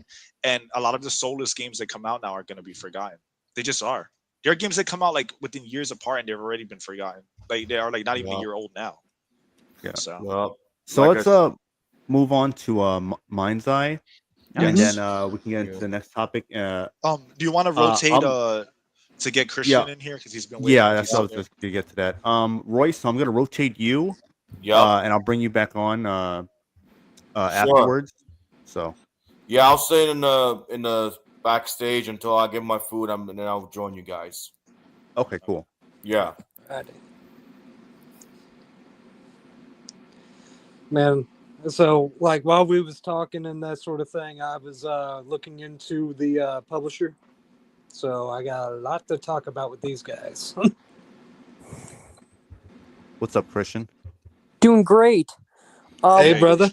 Whereas for Jay's case, given that I really get into deep cuts, I like talking about forgotten things, like Cat Scratch. Have you ever heard of that Nicktoon? Well, yeah, we have. That's But what are your thoughts on the game though? Let's try to like stay focused here because we don't have a lot of time, Christian. We got about an hour left. We got about an hour left. So, do you have any thoughts on the Days Gone remaster or any of the other games we talked about? Well, I would say that remastering stuff is getting tedious nowadays. Yeah, it's getting excessive. Especially with games that just like are like 5 years old or less than 10 years or old, or or they're even not like even games that are 10 universally years old. It's loved. not even. Yeah, They're not even it's not even universally needed. loved. Like they're like mixed reaction games from like a year or 2 or 3 years ago, whatever. Like that's so weird to do. Like why not? There's so many PS2 games that should be remastered and whatever that aren't. But they're worried about The Last of Us. They're worried about Days Gone. Like, Yeah. Before we get into Mindseye, Jinpachi, you have another question from Retro Man. I don't know if you sure. can see it. I can't see the Should be screen on. right now, man. I can't see it Okay, because so I'm connected by my I'll read headset. it. I can't. Yeah. Okay, I'll read it again. Jinpachi, artist and tools. Would you say the same applies to movie special effects? Like some of these guys look like they don't observe the outside world. Yes. Yes, I agree with that. That's the difference between Weta with what they did with Steppenwolf in the Snyder Cut, where he steps into a puddle and it looks like really really good, like versus the Flash, for example, where like the CGI looks like a PS3 game. Like that's 100% true. I actually think that it's really the same thing. It's like the artist versus the tool. A good artist can use any tool to make something great, and the newer, better tools just enhance their already inherent ability. While I don't want to say mediocre artists, but like art, like people that are less skilled, they're more reliant on the tech to do the work for them. I think it applies to both movies and video games. Like anything, even comic books, even animation, like everything. Like it's just anytime that a tool can do the work for you, that it gets abused and it basically takes the soul out of the art. Like compare anime even from like compare Ghost in the Shell from 1997 to anime now. That anime looks better Night and day. both in fluidity, color theory, use of lighting, shadows, everything looks just so much better and more clean than even anime movies that come out today. I mean, there are a lot of good ones today too. I'm just saying that Studio, like unless it's Studio Ghibli. unless it's like there's some that they can Mhm. still they look amazing now, but I'm saying they're far and few in between compared to those days where a lot of the 90s and early 2000s anime movies, they look beautiful. Like they like Akira holds up perfectly today. Mm-hmm. There are anime movies with 4 times the budget that don't look as good as Akira. And I'm not talking about character Don't forget design. Wicked City. I just mean like the colors, the fluidity of animation, like stuff like that. Like nowhere even close, man. So it really just depends on a lot of factors. But I think that really like it's when you're an artist and you have a vision and you have that ability to create that vision, you don't need a tool to do it for you. And I think AI is gonna make that worse. You're gonna start seeing movies with like weird shit where like you're gonna see like zoomed out scenes, and if you look carefully, people are gonna have 6 fingers and stuff, and you can tell it's AI. Like that's gonna happen, man. I'm telling you, like it's too easy to abuse. So if it's easy to abuse Exactly. something like AI, they're gonna use it to like, oh, well, there's 100 people in this crowd. We need CGI. Let's have AI just do it. AI will make the crowd, and then you'll zoom in on the crowd, and people's like shirts will be like melting into their like chest and shit like that. Like Mm-hmm. it's Yeah, inevitable because it's a cheap. lot of It's errors, cheaper and easy. more errors than you even see now. Yeah, it's cheaper and it's easy. So but then you're Yep. gonna have your outliers that are made by people who put their heart and soul into it.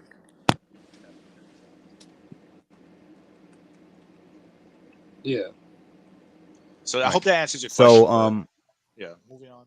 about Mindseye, I was impressed by what was shown. Everything was in-game engine, in-game footage. They developed the account on X. Made a point to make sure that that was known because when they were posting because there was actually two separate trailers. The first was the I guess like the reveal trailer, which is a bunch of like cutscenes and stuff like that, giving you an idea of like the setting and the story. Then the other one showed like some like gameplay. Obviously, there was no like HUD or anything like that. But they just show some gameplay, and they made a point after they posted each video on X. They had another post on the bottom that said everything was captured in game footage, which is good. So that's why I actually like when you do trails like that, I can kind of like get some excitement out of it. Of course, it's like always temper your expectations because we know how a lot of these games are now. So, But but it's more promising. It's more promising at yeah, least. it's promising, and I like that it looks like I guess like a semi-open world third-person shooter. Similar to like I guess like a GTA, but more like sci-fi and probably has like more of a structured story type of thing going on. Well, it's gonna be more like Because a you don't see a lot sci-fi of those. plot or something. It's not gonna be like Yeah, just a open world like crime simulator, which is much Yeah, easier. It's to a exactly. spy game, actually. Yeah, From that what makes Oh, sense. really? That's what they're calling it? Yeah, from what Okay. I'm reading. And they also got so like I was doing a little bit of research on it. So like the video on Steam shows like the main character is like a war veteran, and is made by the people who did the Hitman games, Freedom Fighters, IO Interactive, Those Kane are and all Lynch, great games, by the way. all the way up to the present. I mean, they haven't done anything in a while. Mhm. Like the guy was saying earlier, one of the I forgot who it was, but they said former lead developer in GTA Red Dead Redemption, the originals, Yeah. and Build a Rocket Boy. It seems like it's a very newish company. I haven't found any other games by them. My only concern with the game, this is why I'm gonna say wait and see, is IO Interactive's Danish. Build a Rocket Boys is also in Europe too. I'm a Mm. little hesitant with European games now Yeah, because yeah. they've proven that they're willing to play ball hardcore with ESG. And unfortunately, as Berv can probably testify to this, the UK is highly compromised now. Especially yes. Scotland.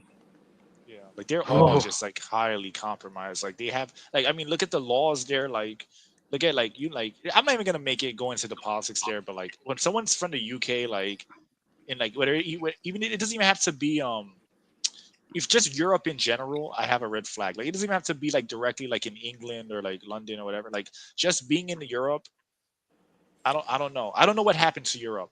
You know, I don't know what happened to them. But They lost their something balls.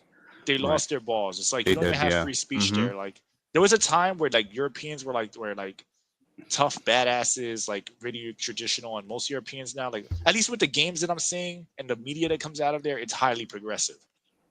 Yeah.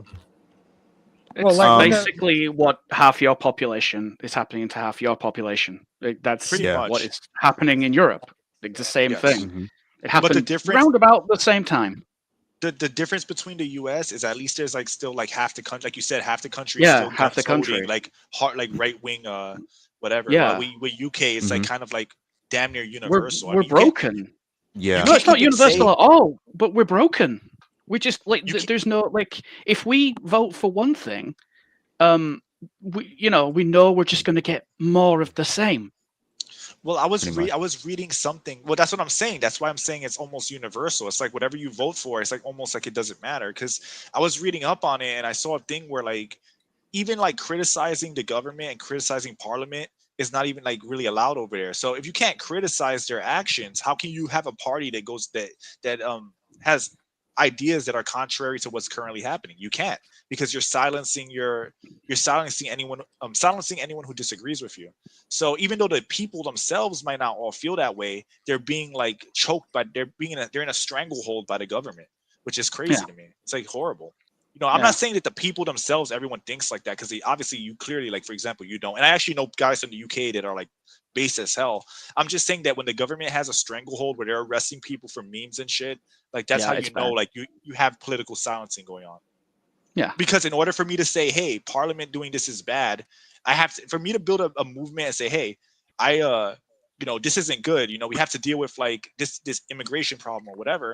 I have to be able to say that. And if I can't say that, then people can't like say, hey, that's a good idea. I actually agree. I might vote for this guy. You know what I mean? So it's crazy. So Y2 Viral and the Master Gaming.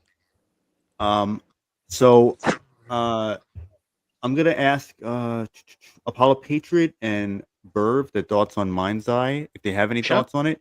Because then I'm gonna switch. Because there's other people that appeared backstage, like OC and no Marty. problem. So yeah. You said you were going to let OC on because he waited last week, didn't he? Yes. Before they say anything, because I didn't give my thoughts on Mindseye yet. Okay, no problem. Just to get out the way. Mindseye looks good so far. It has to wait and see. I made that joke earlier about like how they got this guy that looks like me, like Pixar. I'm mostly joking, but it does look overall good. It looks like it's gonna be a good game. I'm glad they showed everything within engine. It piqued my interest. I want to say I'm not excited for anything in this state of play, to be honest, but I am like me either. I'm intrigued. I'm intrigued, and I hope that when we see more, it's gonna continue to like be going the direction it is now. So if that's the case, Mindseye looks like it's gonna be good. and hopefully that they follow through on that. Yeah, I hope so too. I think they're gonna show more later this year. 'Cause it's supposed to come out this year.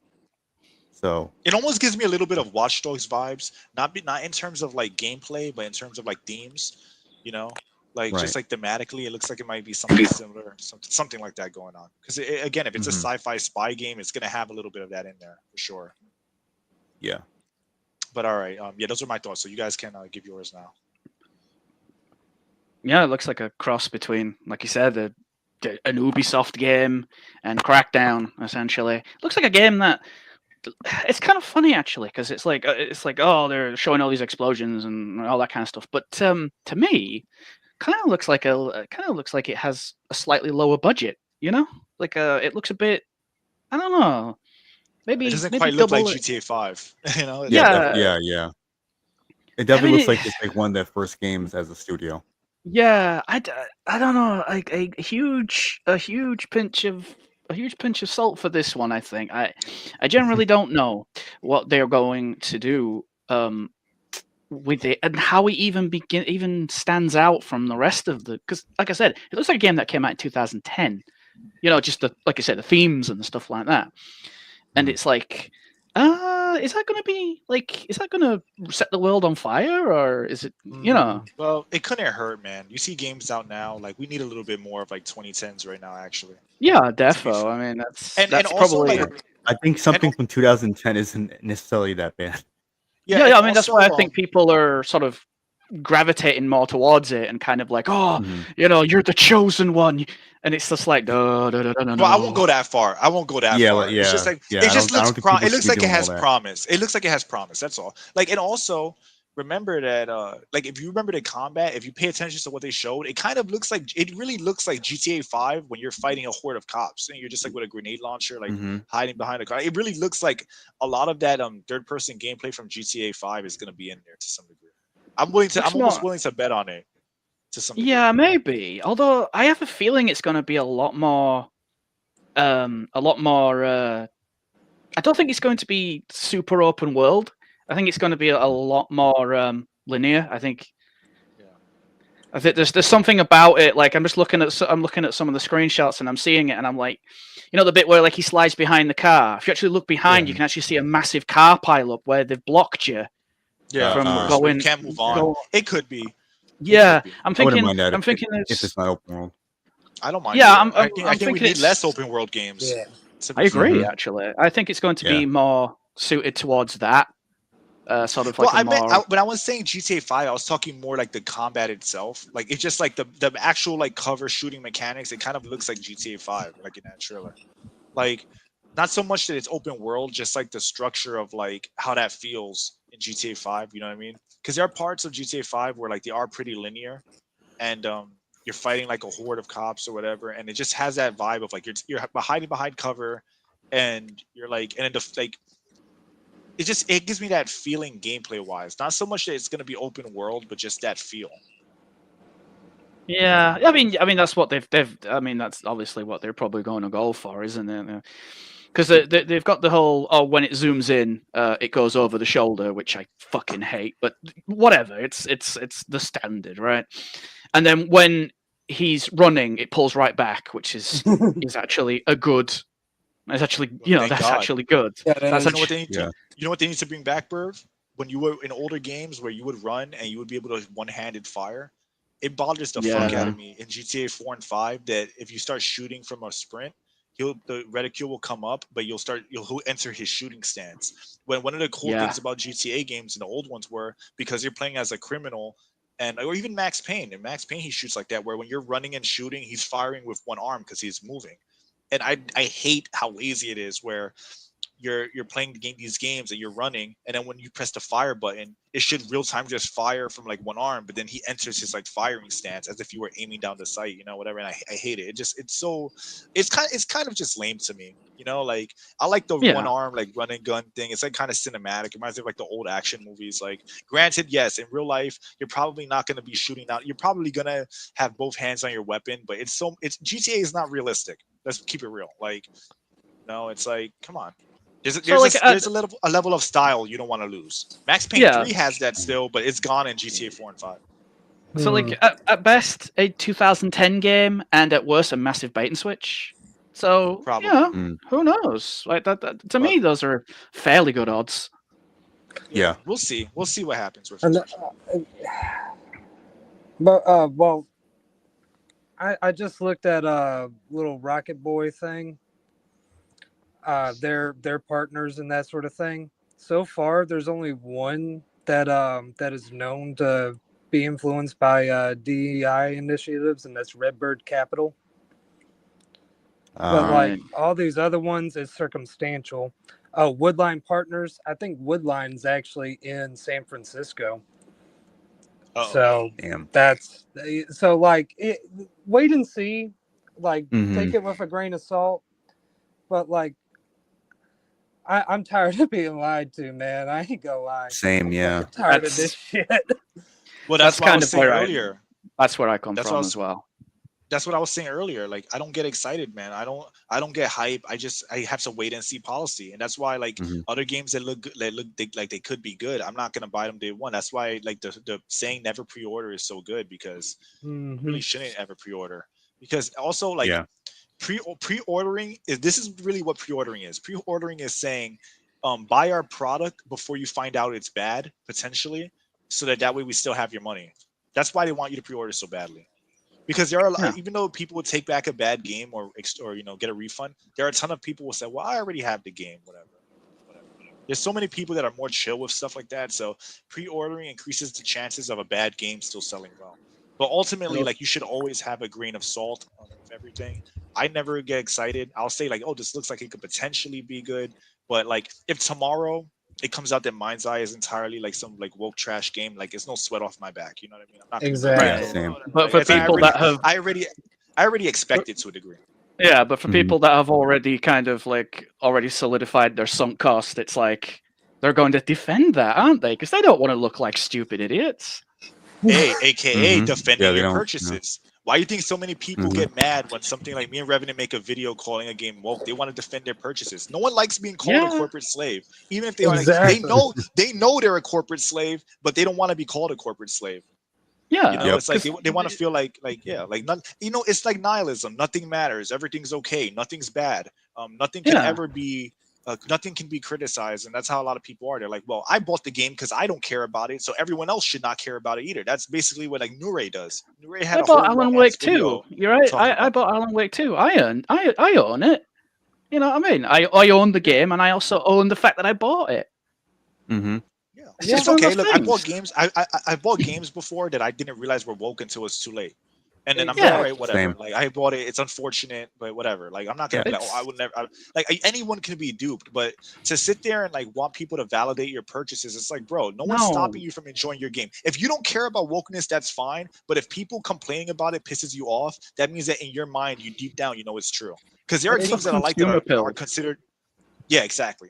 Exactly. Like, everything must be good. Nothing could be bad. Everything's great. Like, you know, and that's not like I would call that toxic positivity even. Like, you know, so it's kind of like that's definitely what it is. You just got to be honest, man. And look, if you like the game, there are people that don't care. Like, for example, Kingdom Come, they don't care. They don't care. They just want to play like why I was making fun of them earlier.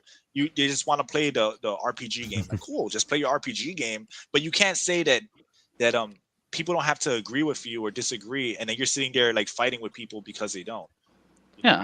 Well, as opposed to like somebody like me or Revenant, where I'll tell them, and Revenant will say like, "No, bro, it's not okay. I don't agree with you, and I'm gonna tell you why." Like, I'm gonna do that. So just like you have your right to like it and defend it, people have a right to bash it, and you can either take that or you can't. But that's on you. That's not on other people. Yeah. So let me Apollo, do you have any thoughts on Mindseye? I mean, if you don't, it's fine. I kind of saw some gameplay of it. It kind of looks pretty interesting. Hopefully, you can drive like helicopters and airplanes, and that'd be cool. And customize clothing on that game. That'd be pretty cool. Like wear a full-on military gear, helmet, and everything else. I'm all about the third-person shooters. Like that's my kryptonite. The third-person shooters. Like Mindseye looks pretty interesting, but I'm like, I gotta see how the campaign is gonna be like, and then how the open world is like. Hopefully, it's more kind of like, you know, military, but I know it's sci-fi, but that's pretty cool. Hopefully, it's there's ways to, I don't know, like something awesome on it. Like, Yeah. I don't play PC. I mean, I don't play Sony, whatever. But I'm like, I think if it's the coming on game is Xbox too. It's not oh exclusive. I think cool, majority yeah. majority of the games he was showing are not exclusive. They're not cool. exclusive. Yeah, most of it Oh, Yeah, wasn't exclusive. I think damn near all of it, right?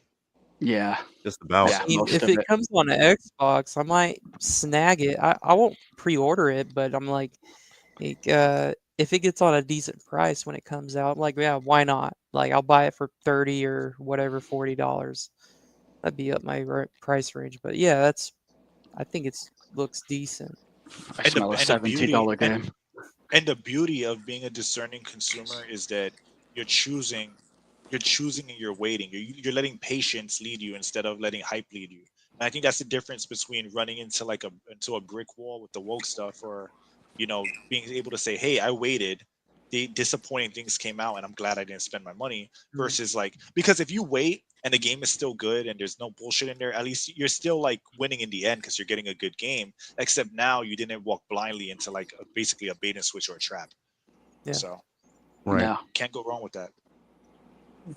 So let me switch Burv and It's Apollo. alright if I say my outro and stuff, because you said you've only got an hour left, so I might as well sign off. If you want to, man, no like you can problem. always come back. It's up to you. I don't know. Like I say, you've only got like an hour to go, so Oh, okay, you man. probably So you can give you you probably can, want. you, Yeah. Okay. So you can do that. I'm Bev. I play video games. I like them. I don't have a YouTube channel.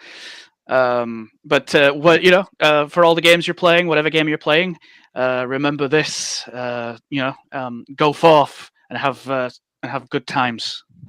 Yeah. Fuck And yeah, brother. also, if you want to see Burv, Burv comes on this podcast. He might not have a channel, but if you like what he's saying, just come back here and probably see him. Yeah.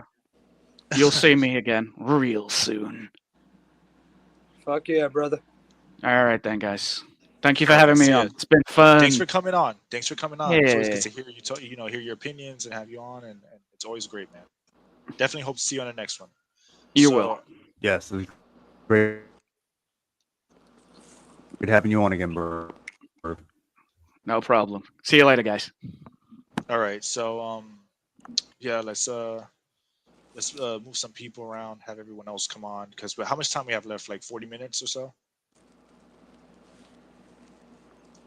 Revenue.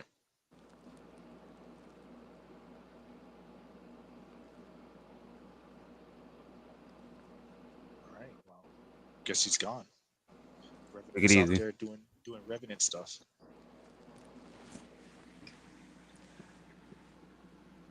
Man, y'all, I ain't gonna lie, y'all are some cool motherfuckers. Thanks. Appreciate it, man. Like, Appreciate it. oh shit, where'd he go? Revenant. I am the host now. Welcome to the Burfcast. Burv can't leave now.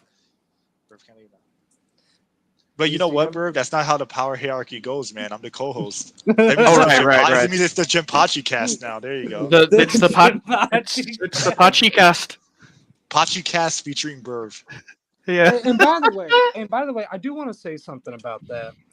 Just because I looked something up and I ran it by Grok to see, just to make it easier on myself, they may not be trying to funnel DEI stuff into the game, but I am saying, just be cautious. That's all.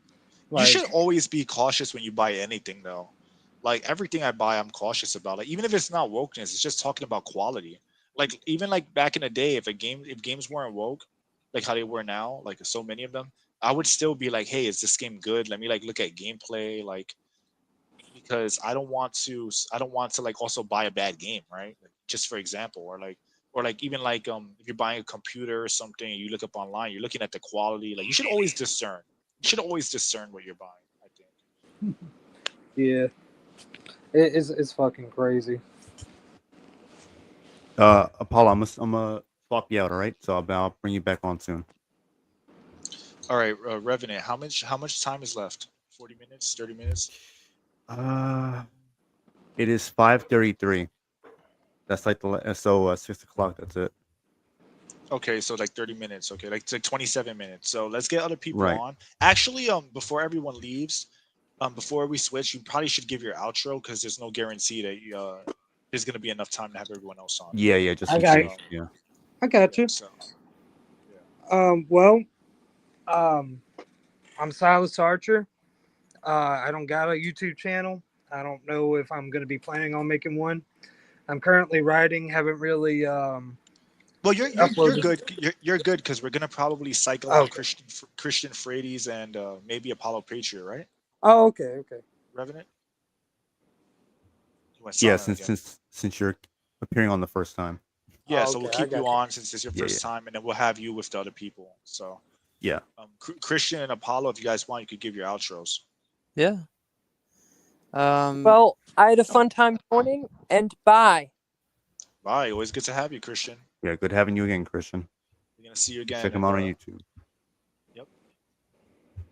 And yeah, he has a YouTube channel. He does like a lot of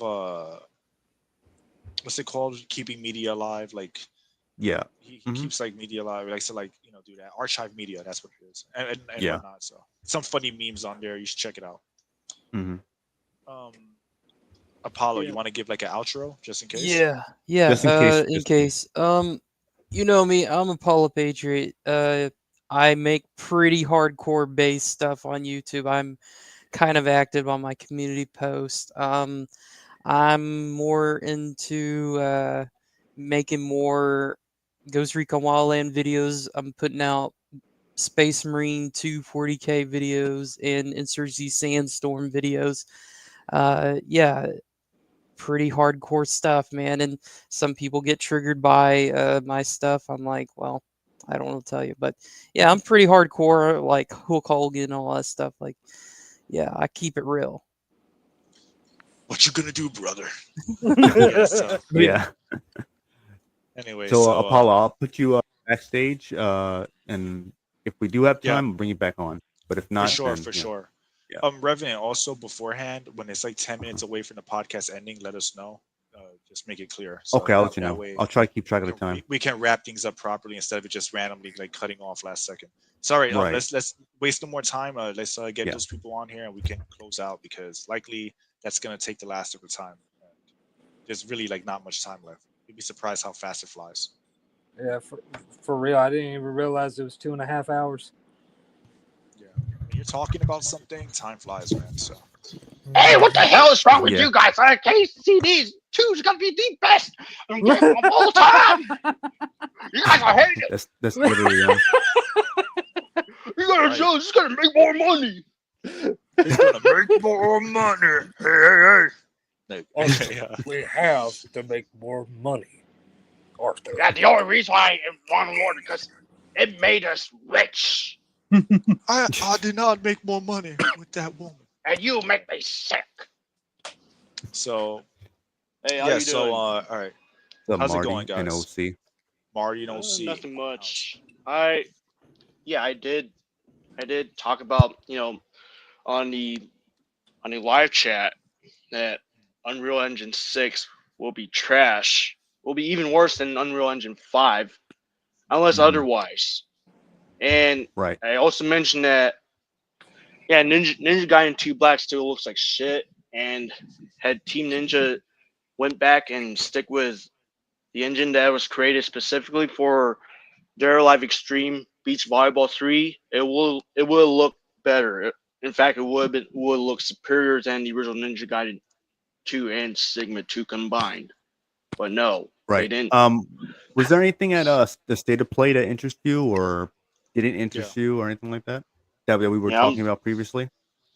I'm sorry, I wasn't even interested in all that State of Play, but you guys were talking about Metal Gear Solid 3, right? Yeah. We didn't get to that yet. Damn, we should have got to that more. Oh shit! Why we briefly talked about it. Now that I think about it, damn. But yeah, but continue on. State of Play. I'm not sure. I mean, I wasn't even interested, never even bothered watching it. But what games? So what do you think about what do you think about Metal Gear Solid then? What do you think about that game? Since that's one that you're probably interested in, right? Delta. Oh yeah. Oh yeah, I did beat in most of the Metal Gear Solid games, but I didn't get to beat Peace Walker and the Phantom Pain. Well, Peace Walker, I do not know why. Same goes with the Phantom Pain, even Do you though. think? Do you think that Delta is gonna be good? You think it's gonna be faithful to the original? Yeah, hopefully. But fingers crossed though. But we'll see if it happens. But hopefully other it than does. that, Konami, you better include dual audio, man, because that's something you're infamous for. You never ever include dual audio on non-Japanese releases. That's the reason why I cannot play. What is that game? Zone of fucking. Zone of the Enders. Yeah, I can't. Yeah, I was gonna buy it on PlayStation Store, the PlayStation Pro version, but I hold out on it when I realized there's no original Japanese audio. Yeah. Yeah. Okay. So Yeah, all right, I man. get So what you're saying with that. so basically, So you're saying that you're more like you really didn't care about the state of play like that, and you just want the game to you want Konami to do what they're supposed to with the remake. What they should be Yeah, doing. yeah. Okay. Hopefully it's good. Yeah. Do you think I they'll have mean, the? You think they'll have like the sexy women posters and shit? You think you'll still be able to peek at Eva, like how you were able to? I hope so, man. They What do you think are better the do that. chances? Okay. Good to be back. Okay. Nowadays it's just what too? I don't So, know, man. It's probably 50-50. what's up, everybody? Back in then, What's up, bro? Hold on a second, Y2. All right. back yeah. back in the day, it used to be like 100% chances. There's some hot, sexy women posters back in the day. But now it's unsure. Now it's uncertain. But we'll Yeah, see. I am We'll see. I unsure, hope they man. I hope they keep that stuff, keep the game pure. I mean, DI is gonna die, like at least as far as being funded. So you might as well, like government funded. So maybe they'll like, even though that's more of a recent thing, maybe that'll have some effect, or maybe like it'll just be the beginning of like a new trend, or maybe Konami just wants to Yeah. play it safe. That's the beauty of playing it safe. Like playing it safe could sometimes lead to the opposite of wokeness because they're so worried about Yeah. losing money that they'll play it safe and not remove it. Who knows? Because they definitely changed the boss and they definitely made the boss look better. So we'll see. Yeah. Right. Other than that, Eva looks hot, by the way. Yeah, she does look. Yes. But she looks yeah, good. brother. So Octo, what do you think about it, man? What do you think? What do you think about the state of Let's play? see here. Just hold on. Before you continue, try to keep it strictly to the games you're actually interested or care about. It's okay if you don't care about the other ones. Just try to keep to the games you actually have an opinion or care about. Well, Yeah, 'cause this is we how only I'm got gonna like say it. I'm 20 gonna minutes. make everything brief. Let's see here. State of play. I did not watch it. Didn't care. Okay. Tides of Annihilation. That's the first time I've ever seen this name. Let's see here. Metal Gear Solid 3. I'll get back to that. Mindseye. First time seeing that too. When it comes to anticipated stuff, mediocrity is taking over. There is a lot of overhype and too many games are just over budget, and it's just reached to a point where so many games are being funded inappropriately because it's like they talk about all this graphics and stuff like this, but at the same time it's just like, okay, the graphics, but everything kind of seems the same. Yeah. So it's Okay. just kind of pointless. Now, when it comes All right. to Metal Gear Metal Solid Gear 3 3. Yeah. Delta, Yeah. I really wish they explained why they changed the name title, why they added that. My only thing I can just guess it's probably based on the idea of the first Halo jump mission in history that was referred to as Operation Delta. But in terms of anything else, let's see it's here. the progenitor of the series in the sense that like even though it's the third game, it takes place in the beginning of the series timeline wise. So maybe the name Delta is just gonna be like if they make other remakes, they can say Metal Gear 1 and Metal Gear 2, and it makes more sense chronologically because the third game is actually the first, even taking place before 4 and 5, which is like it just adds clarity, I guess, if they plan on doing more remakes. That's how I took it. Right. Continue on. Well, right. Like right now, this is a lot of speculation phase. We're just assuming why they name it, because it's definitely not anything concerning like how the military distinguish certain bits of information, like let's say Alpha team, Bravo team, right? Because Alpha's first, Bravo's second. You know how they use the letters.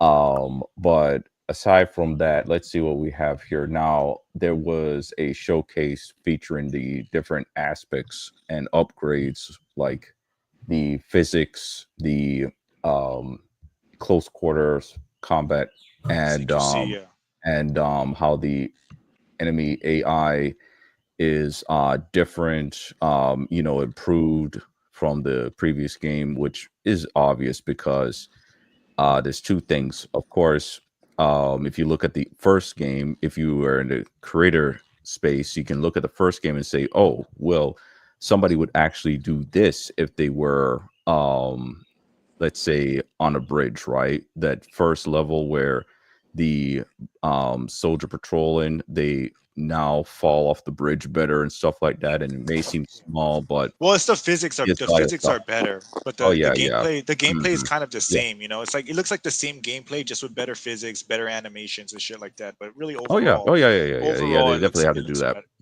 Because they definitely have to improve that. And so when it comes down to it, everything is seeming pretty good with it. And so far, when it comes to like the models with those pictures, if they were smart, what they would at Evo. Right. Now, if they were smart, they would have look at the royalty-free pictures of the classic models of the times. They have those bikini models back in the 60s. If they were smart, they would have put those pictures in the game. Now that would be more relevant. It'll be more relevant to the timeline. Yeah, that too. That's what I'm saying. It would be smart if they actually did that. And but when it comes down to it, I think the next game they probably should do is let's see which one. Peace Walker, because the other game, what was it? Peace Walker. Which one was it? The one that Kojima decided was not Portable canon? Ops. Portable Ops. Yeah, Portable Ops. That's right. Portable Ops. No. They should. Next game should be Peace Walker. But Portable Ops doesn't it should matter. be. It doesn't add anything really. So it does. Peace Walker is definitely the way to go, and it kind of links to 5 better anyway. So. Right. That's what they should remake. I would argue they should remake Metal Gear 1 and 2, the classics, because the classics are. I mean, like. Oh yeah, those games warrant remakes more than Delta does, but I doubt they'll. Yeah, I mean, that would be preferable. We've been begging for Metal Gear 1 and 2 remake for a very long time, especially Metal Gear 3, aka Metal Gear Solid 1. And but what I'm saying and also because they take place in like the jungles for the most part, they can even reuse a bunch of assets too, so it would actually save them money. What's up, Yurik?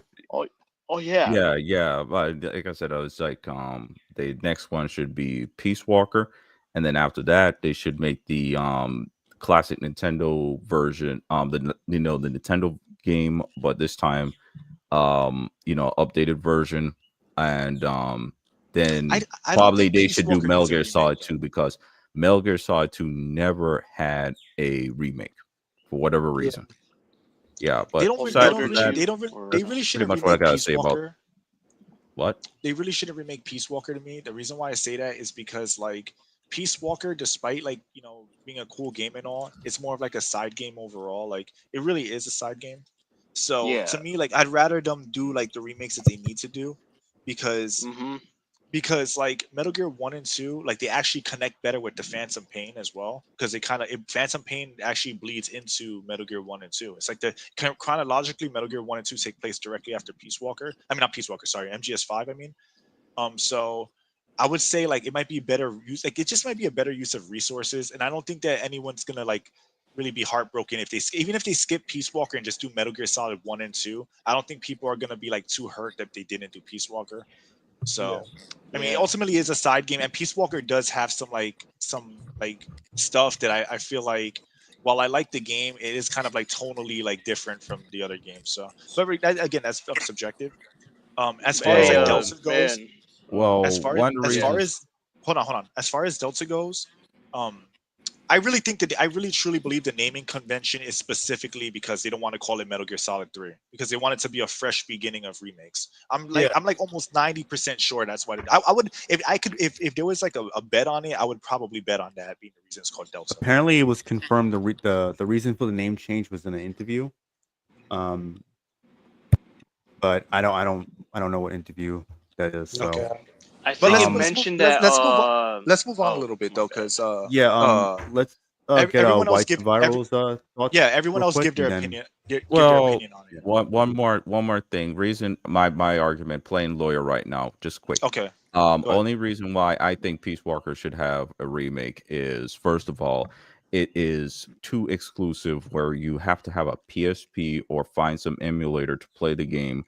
And I feel like also it would be better interesting to see the graphics improved with the new, systems. But aside from that, that's pretty much it. Imagine the original two Metal Gears though. There's even more of a difference because they're basically NES games. They're not NES games, but visually they're NES games. Peace Walker, again, it's not significant enough overall to the story where like I would argue it'll justify a remake. Again, I'm not saying it'll be bad to do it, but I really think they should remake Metal Gear 1 and 2. Or what I really think they're gonna do is they might remake Metal Gear Solid 1 or 2, which is like the easy way out. So I just don't think that Peace Walker needs to remake. I get what you're saying, but it's like even then, Metal Gear 1 and 2 would be an even bigger graphical change and difference. So it'll be even more impressive. But anyway, like I said, moving on. Everyone else, real quick. Retroman has a last question. Where can you find your channel? Where can I find my channel? You can check. You can find it on YouTube, man. Like just search Jinpachi and you'll see it there. I have my series Augur. I have a animation of Suicide Squad. It has over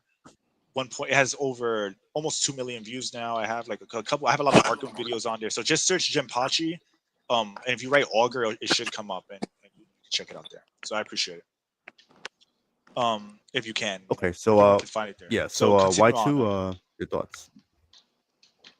About the Metal Gear Solid. About the state of play, but just try to stick to the things you actually care about there because we're running low on time, bro. So all right, so it's easier to cut it short because it was asked. So yeah, the WWE 2K Island concerning.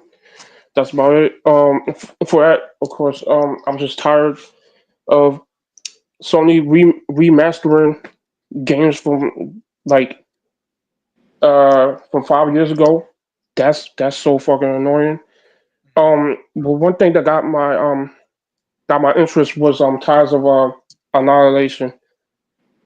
So I'm looking forward to that. Okay, that's cool, man. So pretty concise and yeah. Like you really say it wrong. It's kind of crazy how isn't it crazy how the state of play was ass, but it being ass is still better than like the last 5 of them. For real, at least that's so crazy. What a crazy world we live in, where like ass is like is still better than what we got like for like the last 6 or 7. I would argue like I can't even remember when it was the last time it was a good one. But anyway, so who has thoughts yet? I think Archer haven't about Metal Gear. I don't know. Well, with Metal Gear Delta, like that's actually one of the games, like one of the series I never really got to play as a kid. But like, I remember watching YouTube videos on Metal Gear 3, and that was my favorite game. So I'm excited about Delta. Eve looks hot. And going back to OC's point, like they could do like if they went back to like advertisements, because it's set around 50s, 60s, right? It's the 60s. It's the 60s. Yeah, it's the Cold War 60s. Yep. So like, what's stopping them from like doing like pinup girls and stuff? Yeah, that'd be awesome. Yeah, like for my story, a lot of references for like female characters and stuff like that with what I'm writing. I have a lot of references from like pinup girls and stuff, some models and that sort of thing, just to get a basic idea. Yeah, bro. Yeah. So like it wouldn't be beyond the realm of possibility to do that, especially given the time period. But what I would But like we to agree there's no reason to cop out. They have to do. They gotta put something. They can't do nothing. They can't just exactly. copping out is not the answer. I mean, like that's like the dumbest fucking move I've ever seen. We went from 2000s where we had like fucking, GTA and stuff like that, where everything was fucking edgy. Hell, like Blood Rain, stuff like Bloodborne. that. Huh? Blood Brain or Bloodborne? No, Blood Rain with the Oh, vampire Blood shit. Rain. Blood Rain. I thought you said Blood Brain for some reason. Continue on.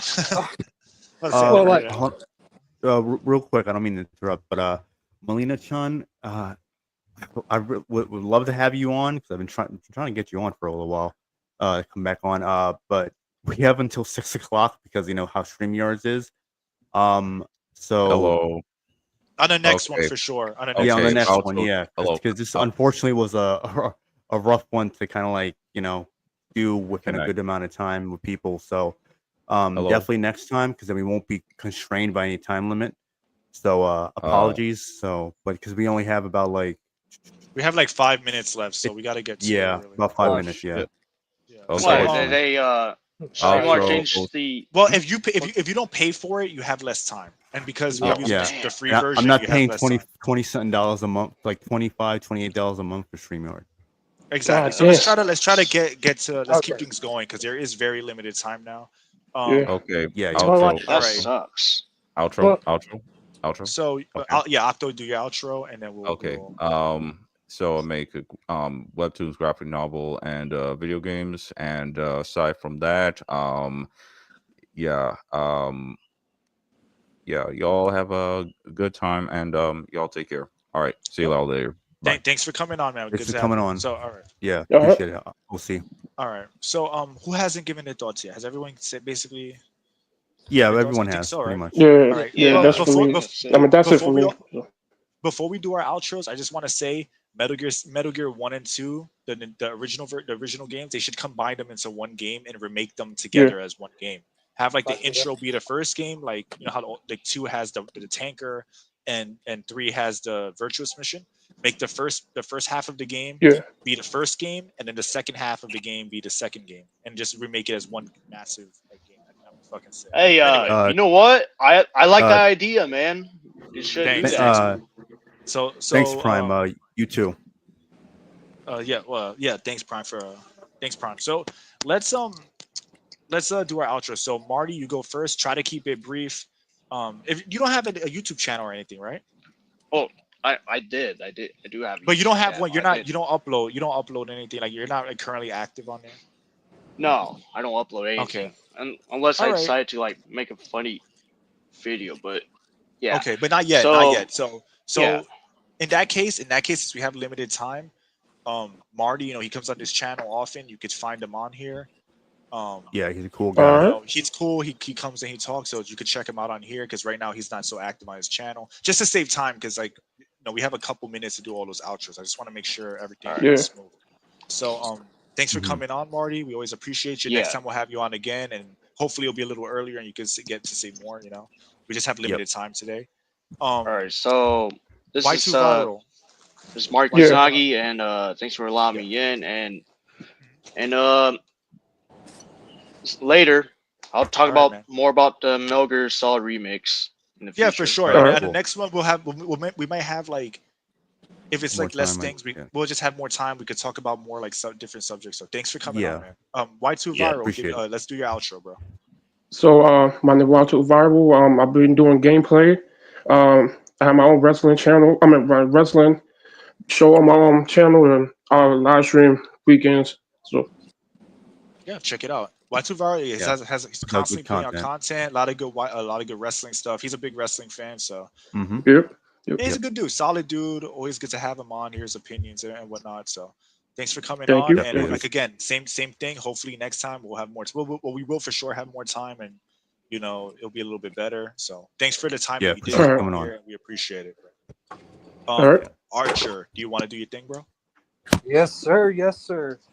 Well, I'm Silas Archer. I'm a writer. aspiring writer. You can find me on Twitter, Silas Archer. Well, SIAR, Ace of Swords, all one word, make it easier. I haven't really discussed it yet. It's a new Twitter account. I'm finally kind of stepping out and doing something. Don't have a YouTube channel yet. May get one, but I just want to say thank y'all for having me on. Thank y'all for being, welcoming. Thank y'all for being great. Hopefully, I can be a great friend to this channel and everybody here. And I'll see y'all next week. Yeah, for sure, man. Good to have you. Yeah, And it was a definitely. great having you first on. podcast. Yeah, great first podcast. You did well. You should definitely make a channel, man. Talk about things, and you should definitely do it. I think you'll do great. So Fuck thanks yeah, again homie. for coming on. Yep. Yeah, man, and good luck with your projects. Yeah. And hopefully, as more of it gets done, you can even plug it on the podcast next time. You come on. So Yeah, definitely. yeah, man. Good luck, bro. Good luck. Maybe I'll add you on Twitter as well. We'll see. Like, maybe because I'm like, maybe I'll add you on there as well, and like whatever. But Fuck yeah, homie. yeah. So definitely, thanks for coming on, man. So my intro, Yeah, my appreciate it. outro. I'm Jim Pachi.